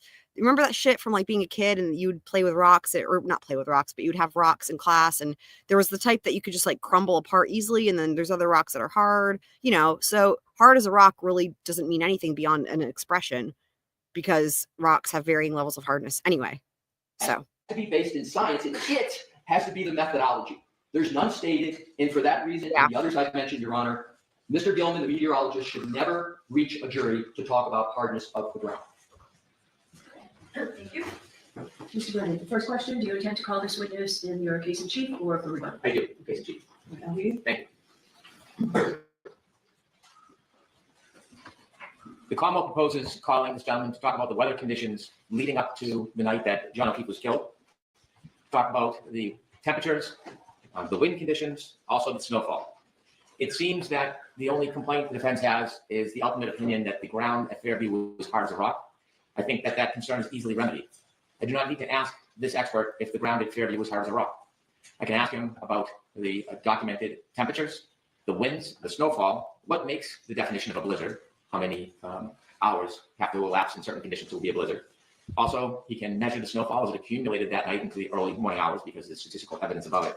And I would like him to talk about how ground freezes. Without giving an opinion that this ground was hard as a rock, he should be able to testify that over a period of time, the frost below freezes the ground. I don't need or would not ask Mr. Gilman to talk about the ground hard as a rock. We have a handful of first responders Right. who will give lay opinions with common sense that the ground was hard as a rock, and state police who excavated can testify to that very thing. So Mr. Gilman does not need to offer that opinion. If that's the only thing offending the defense, I think we can resolve the issue. What do you say that, Mr. Lawson?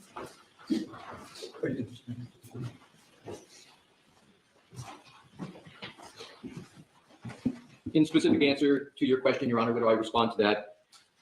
I think the Commonwealth very much recognizes the shortcomings that I mentioned, but its proposal to have a meteorologist talk about how ground freezes is still very much problematic, because just by way of example, how a ground, whether it's frozen or not and how it freezes, I will give, Your Honor, citations to scientific studies that address and techniques as to how one has to do that.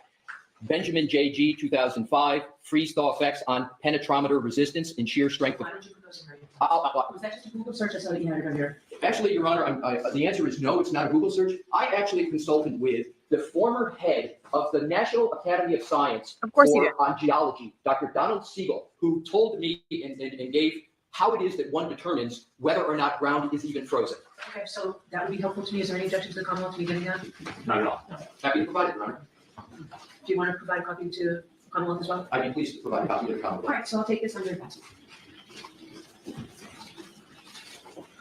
So how long do each of you need to get me what you said you would get? me? How All the long? Articles, and the qualifications, okay, the cases and the qualifications of Dr. Crosby.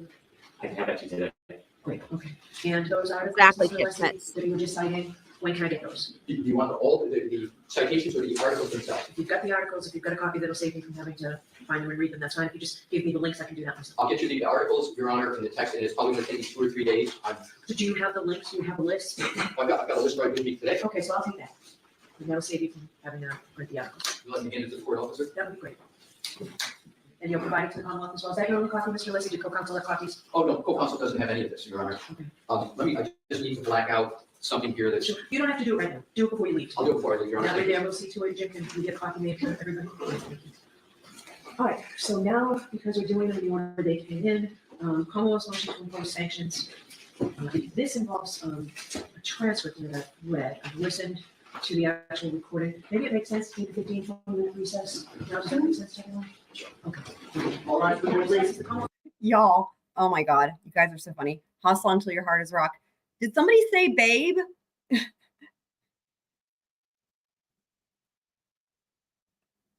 Yeah, it's weird. It is a weird courtroom. It's a really old historic courtroom. Yeah. They only just got Wi-Fi the week, like when the first trial happened, they just got Wi-Fi that very week, actually. So it looks like they're taking a break. So we'll just zoom ahead here.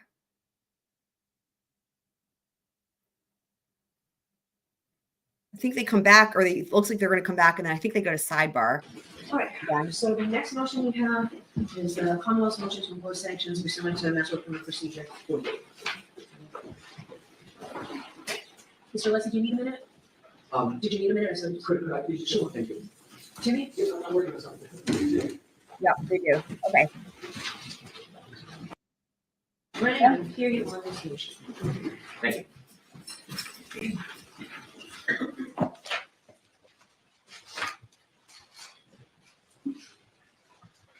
As the court's aware, there are certain materials throughout the duration of this case that have been disclosed to the defense pursuant to protective orders.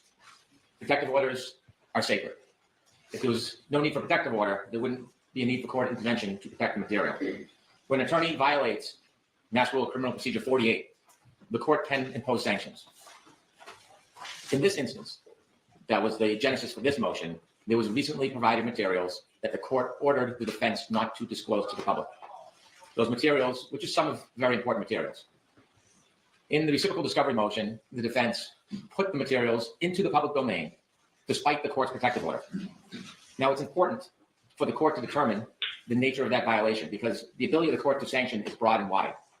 There have been other violations, but Yeah, I don't at know. this point, a month before trial, and given the history of this case, it is important to make sure that these type of violations don't happen again. What stands out to me in the reciprocal discovery motion that the defense used as a vehicle to disseminate this information to the public is that they create an argument suggesting why it is important to include this information.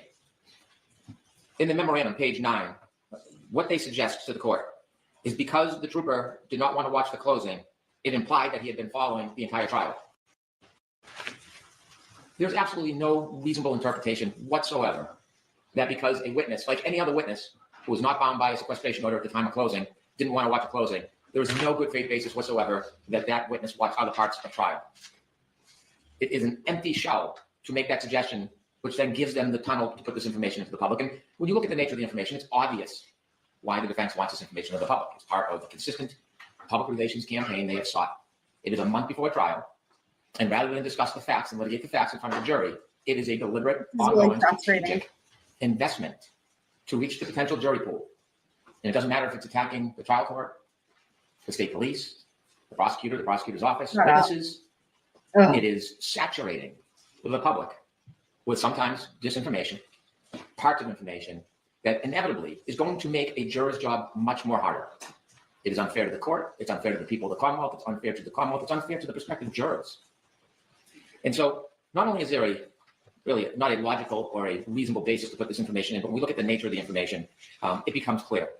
And so we turned over this information 3 times. We did turn it over as a text message, a notice of discovery 51, a protective order was issued, docket 416. We produced it, notice of discovery 57, And again, there was a protective order. And then finally, notice of discovery 58 with protective order. This is just some of the materials. It is beyond dispute that the defense violated that protective order. So in considering sanctions, I ask Your Honor to consider the history of efforts by the defense in this case to disseminate information or to make statements that should not reach a prospective juror before this jury trial starts in less than a month. Now, after they disseminated this information, it wasn't within 24 hours. It was within 24 hours. This was in the local news, the national news, newspapers, online, and it seems that was the very purpose it was spit out into the community. And so the Commonwealth position is there needs to be a sanction to stop violations of protective orders and violations of the rules of trying to convince the public before trial about a certain side's position. We've had a history in this case that predated me, docket 111, docket 262, where there have been efforts by the Commonwealth to stop, prevent extrajudicial statements. And despite that, it has not happened. There's never been a sanction by the court imposing an obligation. So the glitch is the court feed here.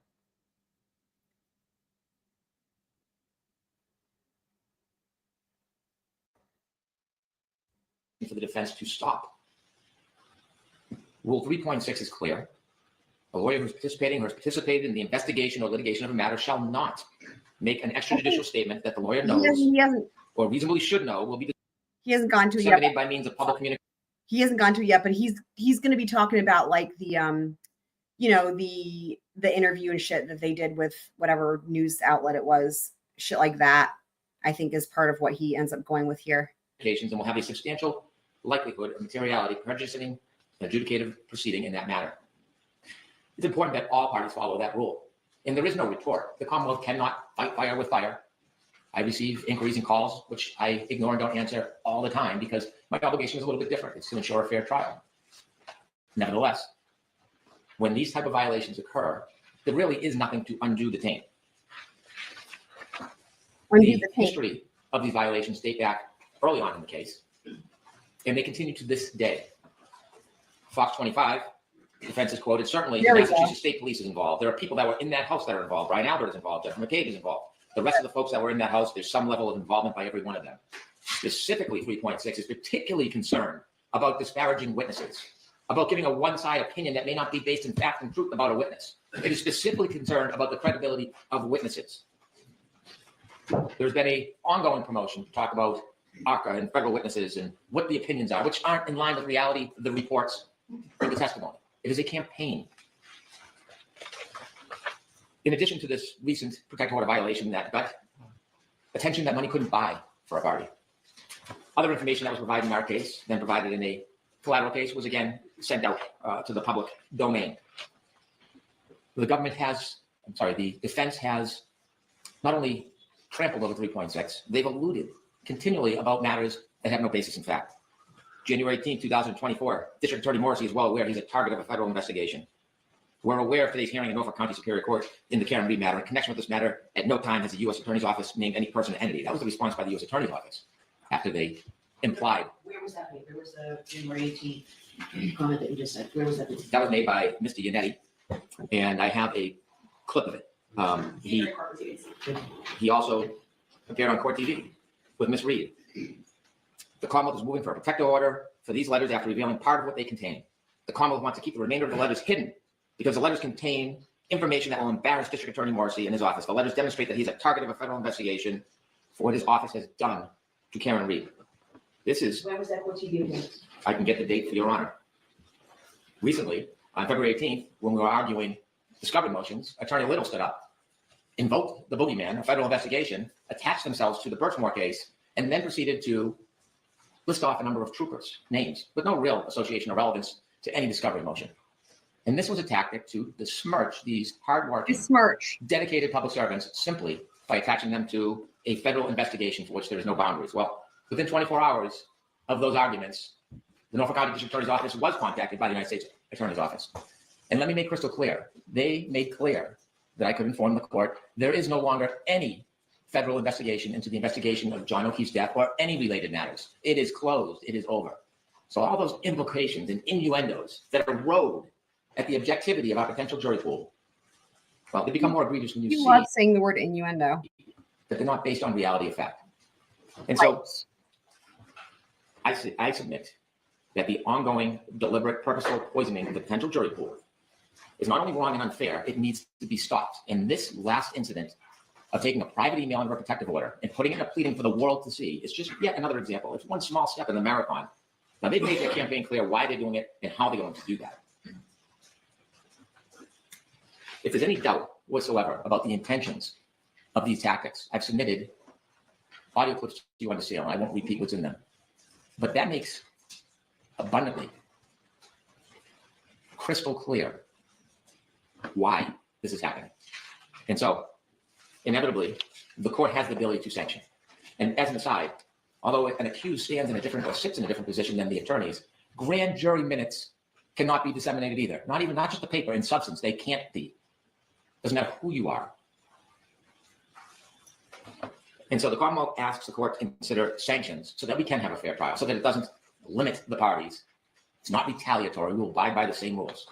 What I suggest is that from now until trial, all pleadings submitted by the defense should be under seal so the court and the Commonwealth can review them and make any objections if there's any material that's private, so that there's no oversights or mistakes or dissemination of protected material.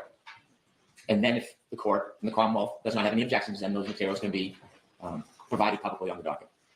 Also, the Commonwealth suggests that the court impose a sanction that the defense must follow Rule 3.6 as the Commonwealth does.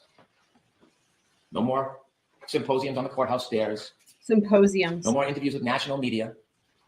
No more statements to press privately behind the scenes over a coffee, putting out information, oftentimes inaccurate, to sell the story before the trial starts so that we can have a trial on fact. There should be a gag order on all of these attorneys, every single one of them. And the Commonwealth will not speak either. Ms. Reed, I'm not asking for a gag order. Yeah.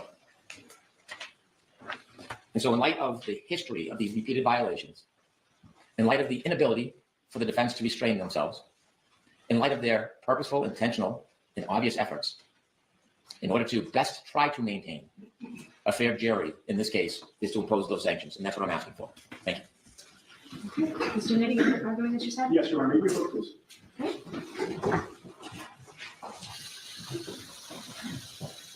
No approaching.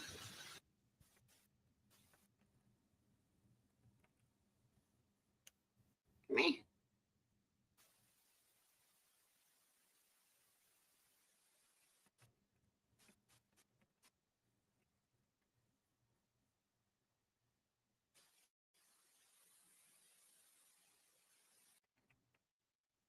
At the outset, as I mentioned in Okay. As I mentioned at sidebar, I intend to make less of an argument here and provide more of an explanation for the content of my motion regarding reciprocal discovery. And at the outset, as I mentioned in court last week, this was indeed my motion. Mr. Jackson's name is listed first only because I used a template for the signature block, and that's why I'm addressing this today.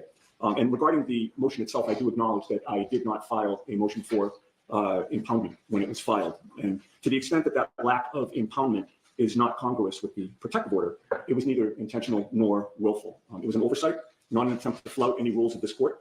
And while I do ask the court to take my word for that, I do also submit that there is evidence to back up that word. Specifically, I would note that one of the examples I cited in the motion deals with the testimony of a juvenile. And when discussing that testimony in the motion, I made sure to use initials, not full names, so as to protect the juvenile's identity and to comply with the court's protective order. That's evidence that I did not intend to violate the protective order, and that I was mindful of it in that instance. Regarding the communications involving Mr. Proctor, I frankly and simply did not connect that topic to the protective order when I was drafting it. It just did not register with me. It got by me.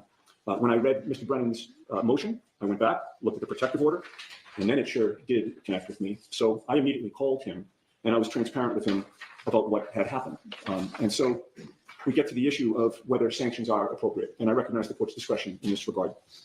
With regard to this issue, I believe it is worth underscoring Mr. Brennan's reasons for seeking the protective order in the first place. He listed 3 reasons for the protective order when he filed the motion. And I quote his reasoning here. This order is necessary to effectuate the well-established privacy and safety interests of witnesses and to protect the integrity of ongoing investigations. So the Commonwealth sought to have this court issue the protective order to protect, number 1, privacy interests, number 2, safety interests, and number 3, preserving the integrity of other investigations. And I submit, Your Honor, those interests are all laudable. And I respectfully submit that my disclosure here did not undercut those interests.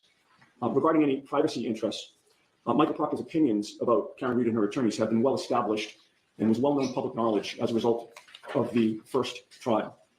His opinions about my client and me were publicly aired at trial when his other text messages had come to light.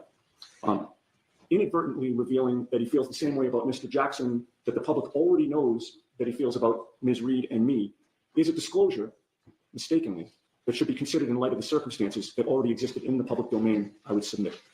And while the protective order covers this communication, I will note that it's certainly not an instance where I, flagrantly revealed or even inadvertently revealed social security numbers, addresses, dates of birth, private information to that effect. As for safety interests, which was the second reason for the motion for the protective order, revealing that Mr. Proctor has opinions about Mr. Jackson does not jeopardize or otherwise implicate his safety. I would submit at all times during this investigation, and to the best of our knowledge, Michael Proctor is still a Massachusetts state trooper, and he's already on record with his well-publicized opinions as a result of the first trial, again, about Karen Reed's attorneys. So further information coming to light in this motion that he feels the same way about Mr. Jackson that he does about me does not move the needle, I would suggest, toward jeopardizing his safety at all. And finally, with regard to the third reason for the protective order, I revealed no information about any other pending investigation. In this message, Mr. Proctor was strictly discussing Mr. Jackson. Mr. Jackson does not represent any other individual that Mr. Proctor or the Norfolk DA's office is investigating. He represents Ms. Reed. And so that message from Mr. Proctor was strictly about this investigation and no other. In conclusion, Your Honor, I told the court I'd be brief. Protective orders serve important and laudable purposes, and attorneys, including me, need to be diligent in abiding by them. I exercise diligence in abiding by the protective order that this communication got by me. The court will obviously determine the matter, and in making that determination, I simply ask that the court consider the interests of the protective order that were laid out by the Commonwealth and discussed by me here, and as well as whether there is a degree of prejudice that would warrant a sanction. Thank you. Do you want to address the disclosure of grand jury? I am prepared to do that. If Mr. Brennan is resting on his written submissions, then I can give my oral argument now. Mr. Brennan, you already argued this, right? I do have concerns about my ongoing obligations, so perhaps I have a moment to A moment at sidebar, just a little moment at sidebar with the only fan. Right on topic with what we got going on. All right, cool. Oh, I understand, Judge. And I'm Just let the record speak. I understand, and I'm thanking the court for that. The only other argument that I'd like to make, and this is appropriate to make in public, because there were allegations that of, I believe, misconduct regarding the existence or non-existence of the federal investigation, specifically directed at Ms. Little. The timeline is important here as well. Mr. Brennan himself was provided and sent a letter on January 30th of 2025. The letter was directed to him specifically. We obviously received a copy of it. And in that letter on January 30th of 2025, the first assistant U.S. attorney, Mary Moraine, informed Mr. Brennan that federal investigation was ongoing. Those are her words. Mr. Brennan knew that. It was after that letter, I think within about 3 weeks, we were in this courtroom, and Ms. Little had mentioned the ongoing nature of the federal investigation. Not only was that truthful, that came from the horse's mouth. It came directly from the U.S. Attorney's Office, and Mr. Brennan was aware of that because he personally got the letter. It was only after that that Mr. Brennan has reported to the court that the federal investigation later was closed. Can you give me dates again, please? So what was the date that Ms. Little made that statement, and what was the date that you all found out about the what Mr. Brennan just announced? Okay, so January 30th was the letter. We believe February 18th, when we were before this court, was when Ms. Little made that statement. And then it was thereafter. I can't speak to when Mr. Brennan says that the federal authorities contacted him, but it was after February 18th. When did you hear the information? When did you hear the information that Mr. Brennan just told us? Mr. Brennan called me to inform me of that. I don't remember the date. Maybe perhaps you can tell the court when that was. Was it prior to February 18th? No, it was after February 18th. Yeah, no, it was definitely after February 18th. Ms. Little reported the freshest information that we had truthfully to the court. So just in closing, this was not a boogeyman. The federal investigation existed. It was confirmed to have existed multiple times as late as January 30th, and it's right there in black and white. Okay. Any follow-ups?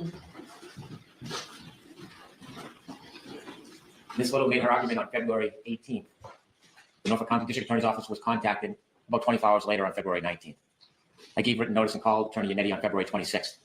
The import of the argument is not that the defense was aware it was closed and continued to persist. It is insinuating and suggesting for years of this amorphous impropriety. For years. It is trying to bootstrap their arguments, claiming, yes, that there's a boogeyman, that something is happening in the federal court, but they can't talk about it. And the reality is now that that case is closed. If I may just briefly respond, Judge. I'd like the court to take a particular care, but when we're talking about extrajudicial statements, This is a not good to point take here. into account statements that were made in advocacy in Yup, court. there to it Your is. Honor. The There Commonwealth it referenced a statement that I had made regarding the federal investigation. That was in a courtroom setting. It was not an extrajudicial statement. Important. Also, under the umbrella of the rules of professional responsibility. Correct. Court TV was not in the courtroom.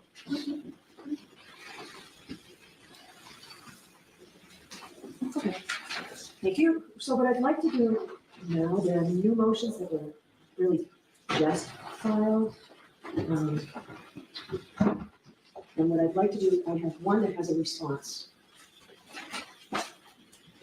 So it's a motion to amend the scheduling order to give the defendant a little bit more time for their motion to dismiss Okay. and the Commonwealth's opposition. I would like to hear that now. We need to give them a minute.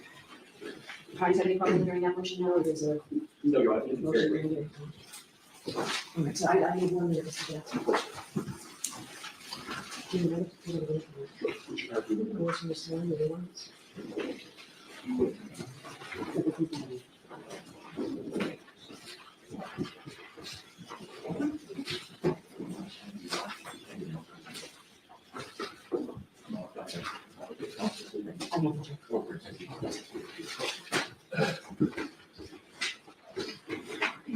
All right, so you're both prepared to argue this motion, make a motion in the opposition. I'm so sorry. So both sides are prepared to argue this, motion to amend the court scheduling order. Yes. And the opposition, is the Commonwealth prepared in the opposition? Your Honor, we filed an opposition that makes informed defense counsel if they're looking for a date this week if the court's available. I want this to render it. So I'm happy to do that. The 17th is out, it's way too far away, but I will hear you. I know what I think is a reasonable date, but I will hear you to see if you need more time than what I think is reasonable. I'll agree with you a few more days without opposition. Jim, that may I, counsel.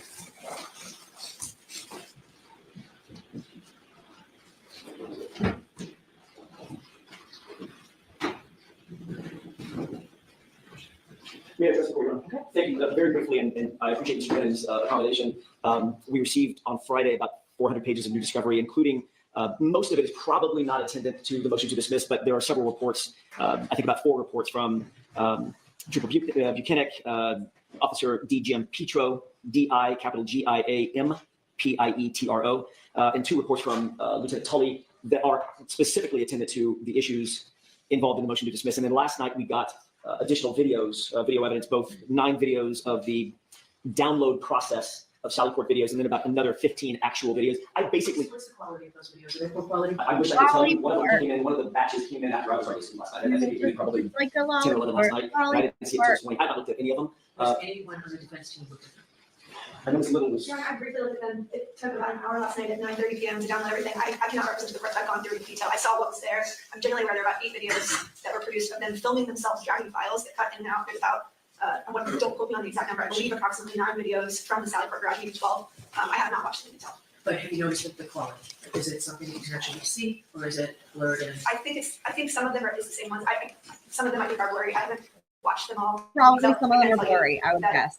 They have the same file names as some of the ones that are produced. They have different file sizes, but I haven't gone through the detail. It was 9:30. But All right, go So- ahead. Your Honor, just to close, I think that if I have overnight this evening, I think I can be ready by tomorrow. I'm generally ready. I just want to make sure I'm not missing anything. Leaving anything on So the when table. I was thinking about This- scheduling, we've gone through. This shocked me when he said that. I was like, holy shit, he wants to go tomorrow? Oh, they're still getting new videos. Yes, ma'am, indeedly do they are. Everything we need to go through today. I just wanted to, because it's about scheduling, what's the Commonwealth's position on Ms. Little's, I assume it's Ms. Little's motion to be filed by Ms. Little motion to reconsider my previous ruling on the videos? Do you want time to file something on that? Are you prepared to argue that today? Because I can tell you the options that I have for scheduling. We've already downloaded the videos and provided them to yesterday to the court's director. Okay, so that was going to be another issue. I have not looked at them, Attorney Riley did, and he represented that they're all the videos we've already turned over, same quality as we previously provided. They're just copies of the same videos, although they do want to make sure the defense has an opportunity to examine them for themselves. Those have all been done, so the idea of revisiting that, we passed that. All right, so in order to keep moving this case forward, because I know how hard everybody's worked, What I was going to propose, based on my review of this, because I could just say, which I'm not going to do. I would like anything that the defense is going to put in writing. If you're going to supplement this, and I would keep the supplement just limited to the Sally Port video and related evidence. That has to be filed by Thursday with the idea that we will have a hearing on this on Friday. We have Friday already blocked off. This way here, you can all leave for today. And we'll come back Friday with this. But I'd like it filed no later than 2 o'clock on Thursday, Massachusetts time. We've been getting things coming in later, including something from the CNA after 5:30 one night. So we need things filed by that court day. So you can have anything that the defense wants to file by 2 o'clock Thursday, and we'll see you all here for it on. How long do you think it'll take to argue the motion to dismiss? Your Honor, I would expect my comments, just based on what I have so far, an hour plus, perhaps an hour and 20 minutes, something like that. Okay. Commonwealth's response, any idea? Argument time, Laura? It really depends on what the defense argues, but it typically is less. So if we start at 11, we'll finish Friday? Of course, yes, I believe we will, for sure. How does that schedule work? It works with Commonwealth. I think that's just one of the questions. Well, he's asking for You're that. verbal. That means that we do not have to appear. You're tomorrow. verbal. For life, Joe. They not have to come back there originally. Yeah. And I'm trying to consolidate this now so you can leave. Meg is here. Rather than come back. I'm Meg trying is to make the best use of everyone's time. Much appreciated. Your Honor, 11 o'clock will work. I think I can make my flight by the time we get that. That's fine. All right, so where do we stand on the motion for reconsideration? Sounds like the files have already been provided and done. All right. So thanks, Infer. So that obviously, we Motion didn't for notice there was a reconsideration. motion for consideration on Sunday night. They did the download Monday morning after they received that. There is still metadata, we believe, on the Camden PD drive. I think we're entitled to that. I think the law is clear. I would like to be heard on that issue. Obviously, we can't take back what they did. They have moved the files, and by doing that, it does alter the metadata. As our expert cleared his affidavit, it may be lost, but we'd still like to have as much information as we can as it relates to those files. So how long does the Commonwealth need? I know this motion is just filed. How long does the Commonwealth need to be prepared for this motion regarding the metadata specifically? Oh, I guess they're not hearing it. Response. Okay. So that'd be a couple of Talk days. about it. Okay. And we have motions on maybe Friday. Yes. Like, make a motion in writing, I think we will So, hope to have the weekend if we're allowed, because with all of these hearings, it's taking away quite a bit about that. Can you argue it on Friday and file supplemental afterward? I can do that. That way then we can have everybody here Friday and I don't need to do everybody back on Monday. We can do that. Your Honor, I would ask for the same courtesy for the defense. We have all of our reciprocal discovery due on Thursday. We have all of our motions when we do on Friday. I know the court would like us to have, the brief as the motion to dismiss on Thursday, and I would love to be able to get the court that. But I would appreciate a little bit additional time as well. So I need to know how this affects the motion to dismiss them, right? You've had this since, so you've got these recent ones, but I need to know how that, are you going to argue that in the motion to dismiss? I don't know because we got it last night at 9:30, so I wish I could answer that for the court, but I'm in a bit of a catch-22. It might be irrelevant, it might not be at all. I won't know until I have a chance to actually go through it. But I need something, right? I need to. Courtroom racket happening. Doesn't have to be completely Courtroom racket. outlined even, the Commonwealth be satisfied with an outline, what the points are And I'll let what of what Ms. Little says, how this late disclosure of videos. oh, that's so great. Meg and Kismets are meeting. I love it. Yay. Yay, new school friends meeting each other. Woo! I've known Meg for, and Black Witter is here. You guys are just in time because we have a special treat happening here in just a few minutes. Oh my God, I love it. So some OG Squirrel crew. So, and funny thing, because Black Witter and Meg know each other. Known both of them for a long, long time. Also known Kismets for a long, long time. And love all of you guys. I'm super excited. We have a special treat in a couple minutes, guys. Sure, we'll deal with it. All right, so if you just so that I know the points that you're raising for the motion to dismiss, and then I want to supplement it very quickly thereafter. I have to decide this and put something right. So I need it to be done as quickly as possible. We've got a team of lawyers. I know the lion's share of the writing appears to be on you, Ms. Little, but I think Black Witter and Kismets also know each Yeah, other 1 minute. from here, right?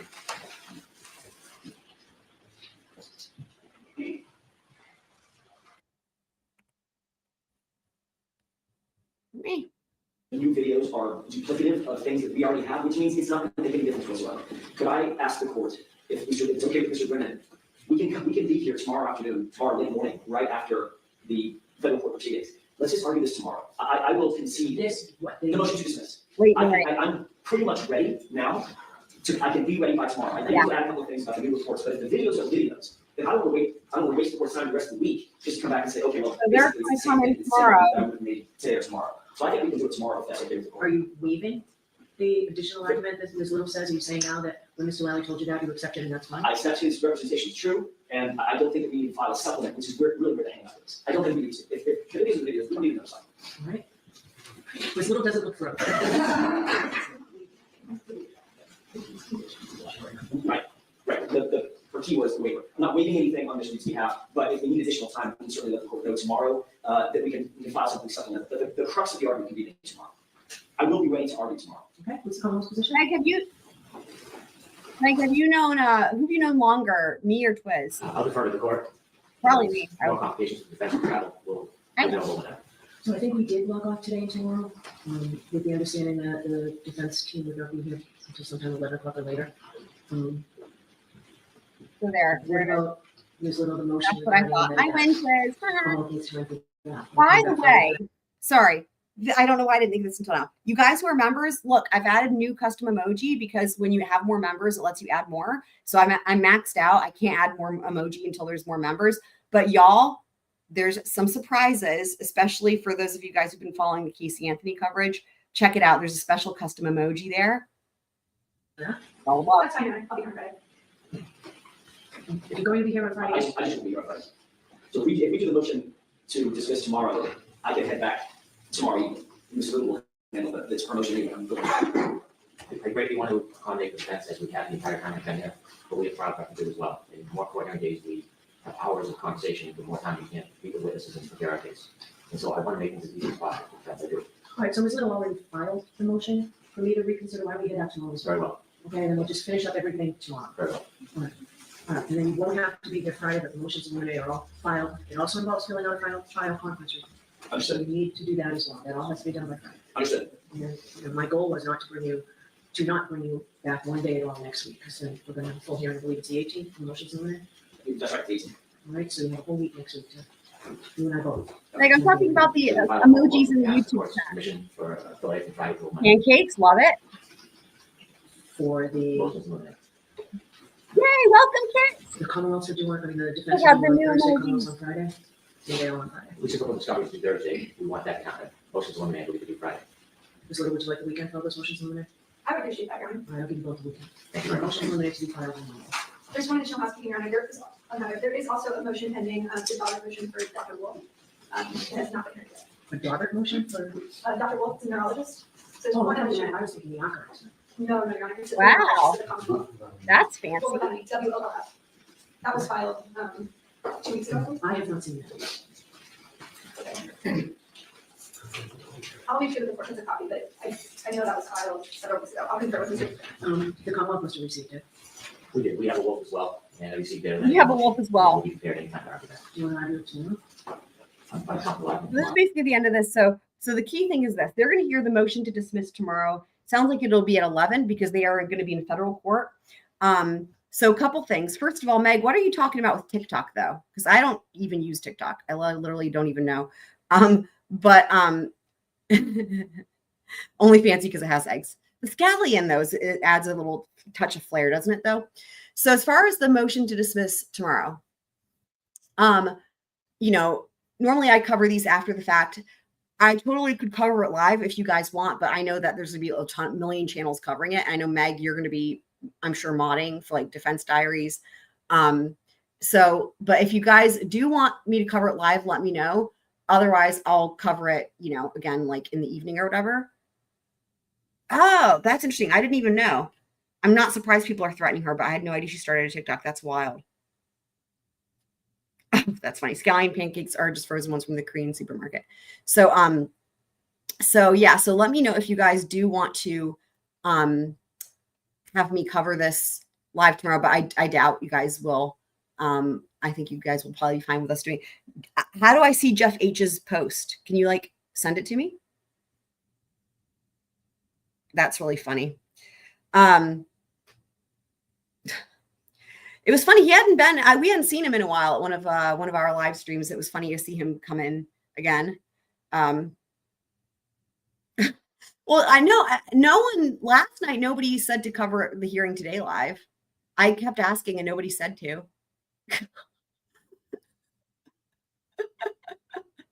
Okay, you're going to send it to me on Discord. Anyone else besides Twiz, though? Anyone else besides Twiz want me to cover this live tomorrow? The motion to dismiss. And I'm checking out what Twiz sent me here. That's funny.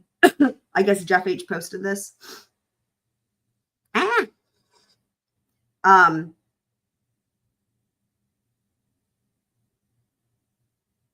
Oh, he's got a link to the video.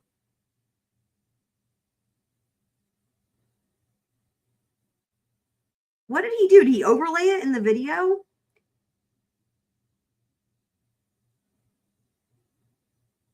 Interesting. Oh, I see what he did. He put a picture of an Elantra. I honestly, that's really funny. I'm looking at this and I don't think the windows are the same. It looks very different to me, honestly. And it looks like the butt, I always call it the butt of the car. The back of the car looks like it's different and the window looks different. It looks like it's more of a flat roof. It looks like it's a flatter roof. It really does. Is he trying to say those look the same? They don't look the same to me. Yeah, I don't think they look the same at all. Actually, now that I know what I'm looking at, I'm like, oh, no. Yeah, they're Kat Randall's here. My friend, happy to see you again.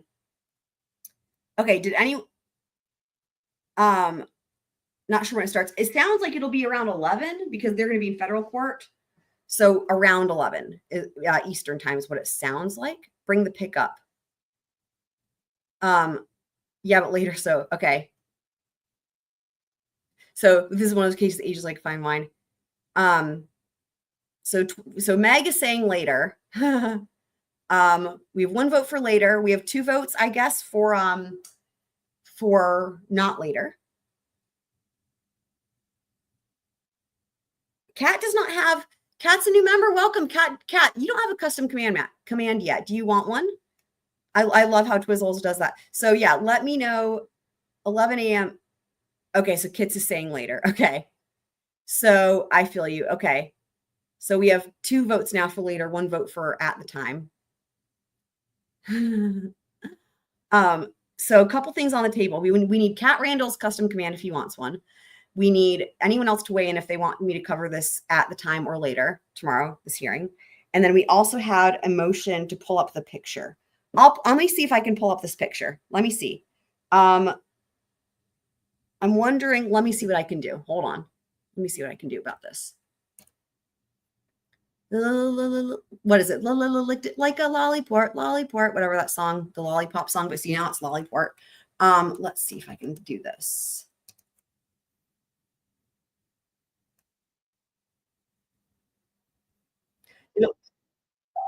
It'll be great to it will be great for you guys, just for people who, whether you're familiar with anything or not, like, what do you guys think of this car? Okay, let's look at this real quick. Hold on. Okay, y'all ready? Let me pull my banner down because the hearing's over. So hold on, it tells me to unshare, reshare. Hold on.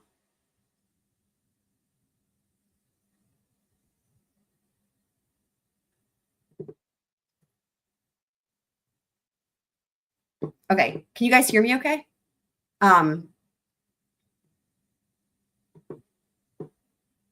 Okay, so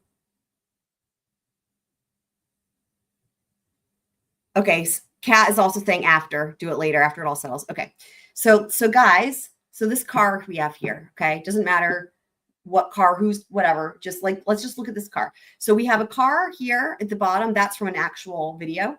And then we have another, this was imposed, right? The question here is, do you guys think these are the same car or not? Can I make it big? That's what she said. Do you guys think these are the same car or not? Same car. Can you guys see okay? Twiz is saying to scroll down. I mean, if I scroll down, I can't see it as well. Yeah, Kit Smith is saying no. Yeah, I mean, for me, the windows, like, look at this. This looks like it's one, like, this is the thing. This looks like one. Can you guys see my mouse? It looks like it's one window. This is where I think it looks like a coupe versus the 2 windows. But look at the shape here. Completely different. Like, this is a flatter car. Like, it looks like it's a flatter car. And then this is like an edge here, an angle versus rounded. The body line goes down. I'm not quite sure what that means. It looks like a flatter. I mean, is that like when I say it's flatter, is that the same thing? Right. Kit Smith, right, same. I suck at IDing different card types, but I have eyeballs and can play spot the difference on anything. Yep, yep. Oh, you're saying in this picture it looks like a sunroof, the one that was added? Yeah, that does look like it could have a sunroof. I'm not seeing the sunroof in terms of the actual pictures that were in the motion. No, in the side right after the window. Oh, I see what you're saying, Twiz. That the line in the one that was added, right? It's like it fades out, but it stays strong. The line holds strong on the actual car. Okay, I see what you're saying. Yeah, yeah. For sure. Okay, so I think we've concluded. I'm going to stream the trial hearing, later. Oh no, Black Widow just put eye drops in and can't see. Okay, we'll give her time to adjust so she can weigh in. And then I think we've taken a look at this. We're still waiting, I believe, on Cat Randall to weigh in on if he wants a command. The important issues. Bottom one is more boxy. One has a bumper. Yeah. And the shape of the windshield looks different too. Like they don't look at all like the same car, like at all.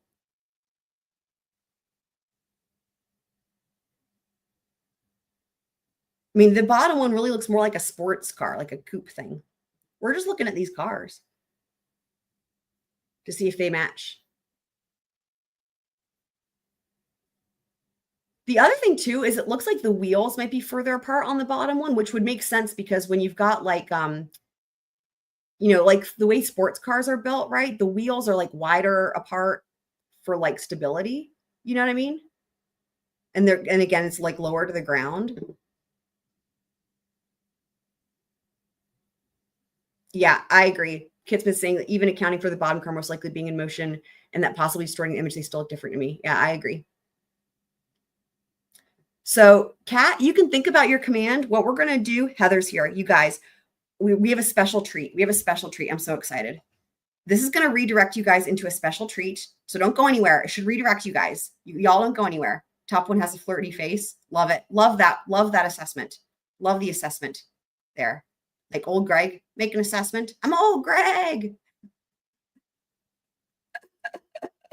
I'm just so excited for the special scroll surprise that we have coming. So you guys, oh, that's what she said. That's what she said. So y'all, it should redirect you guys. So let me roll the outro and it should redirect you guys into a special scroll surprise. And I will see you guys soon. Love y'all. See you guys in a sec.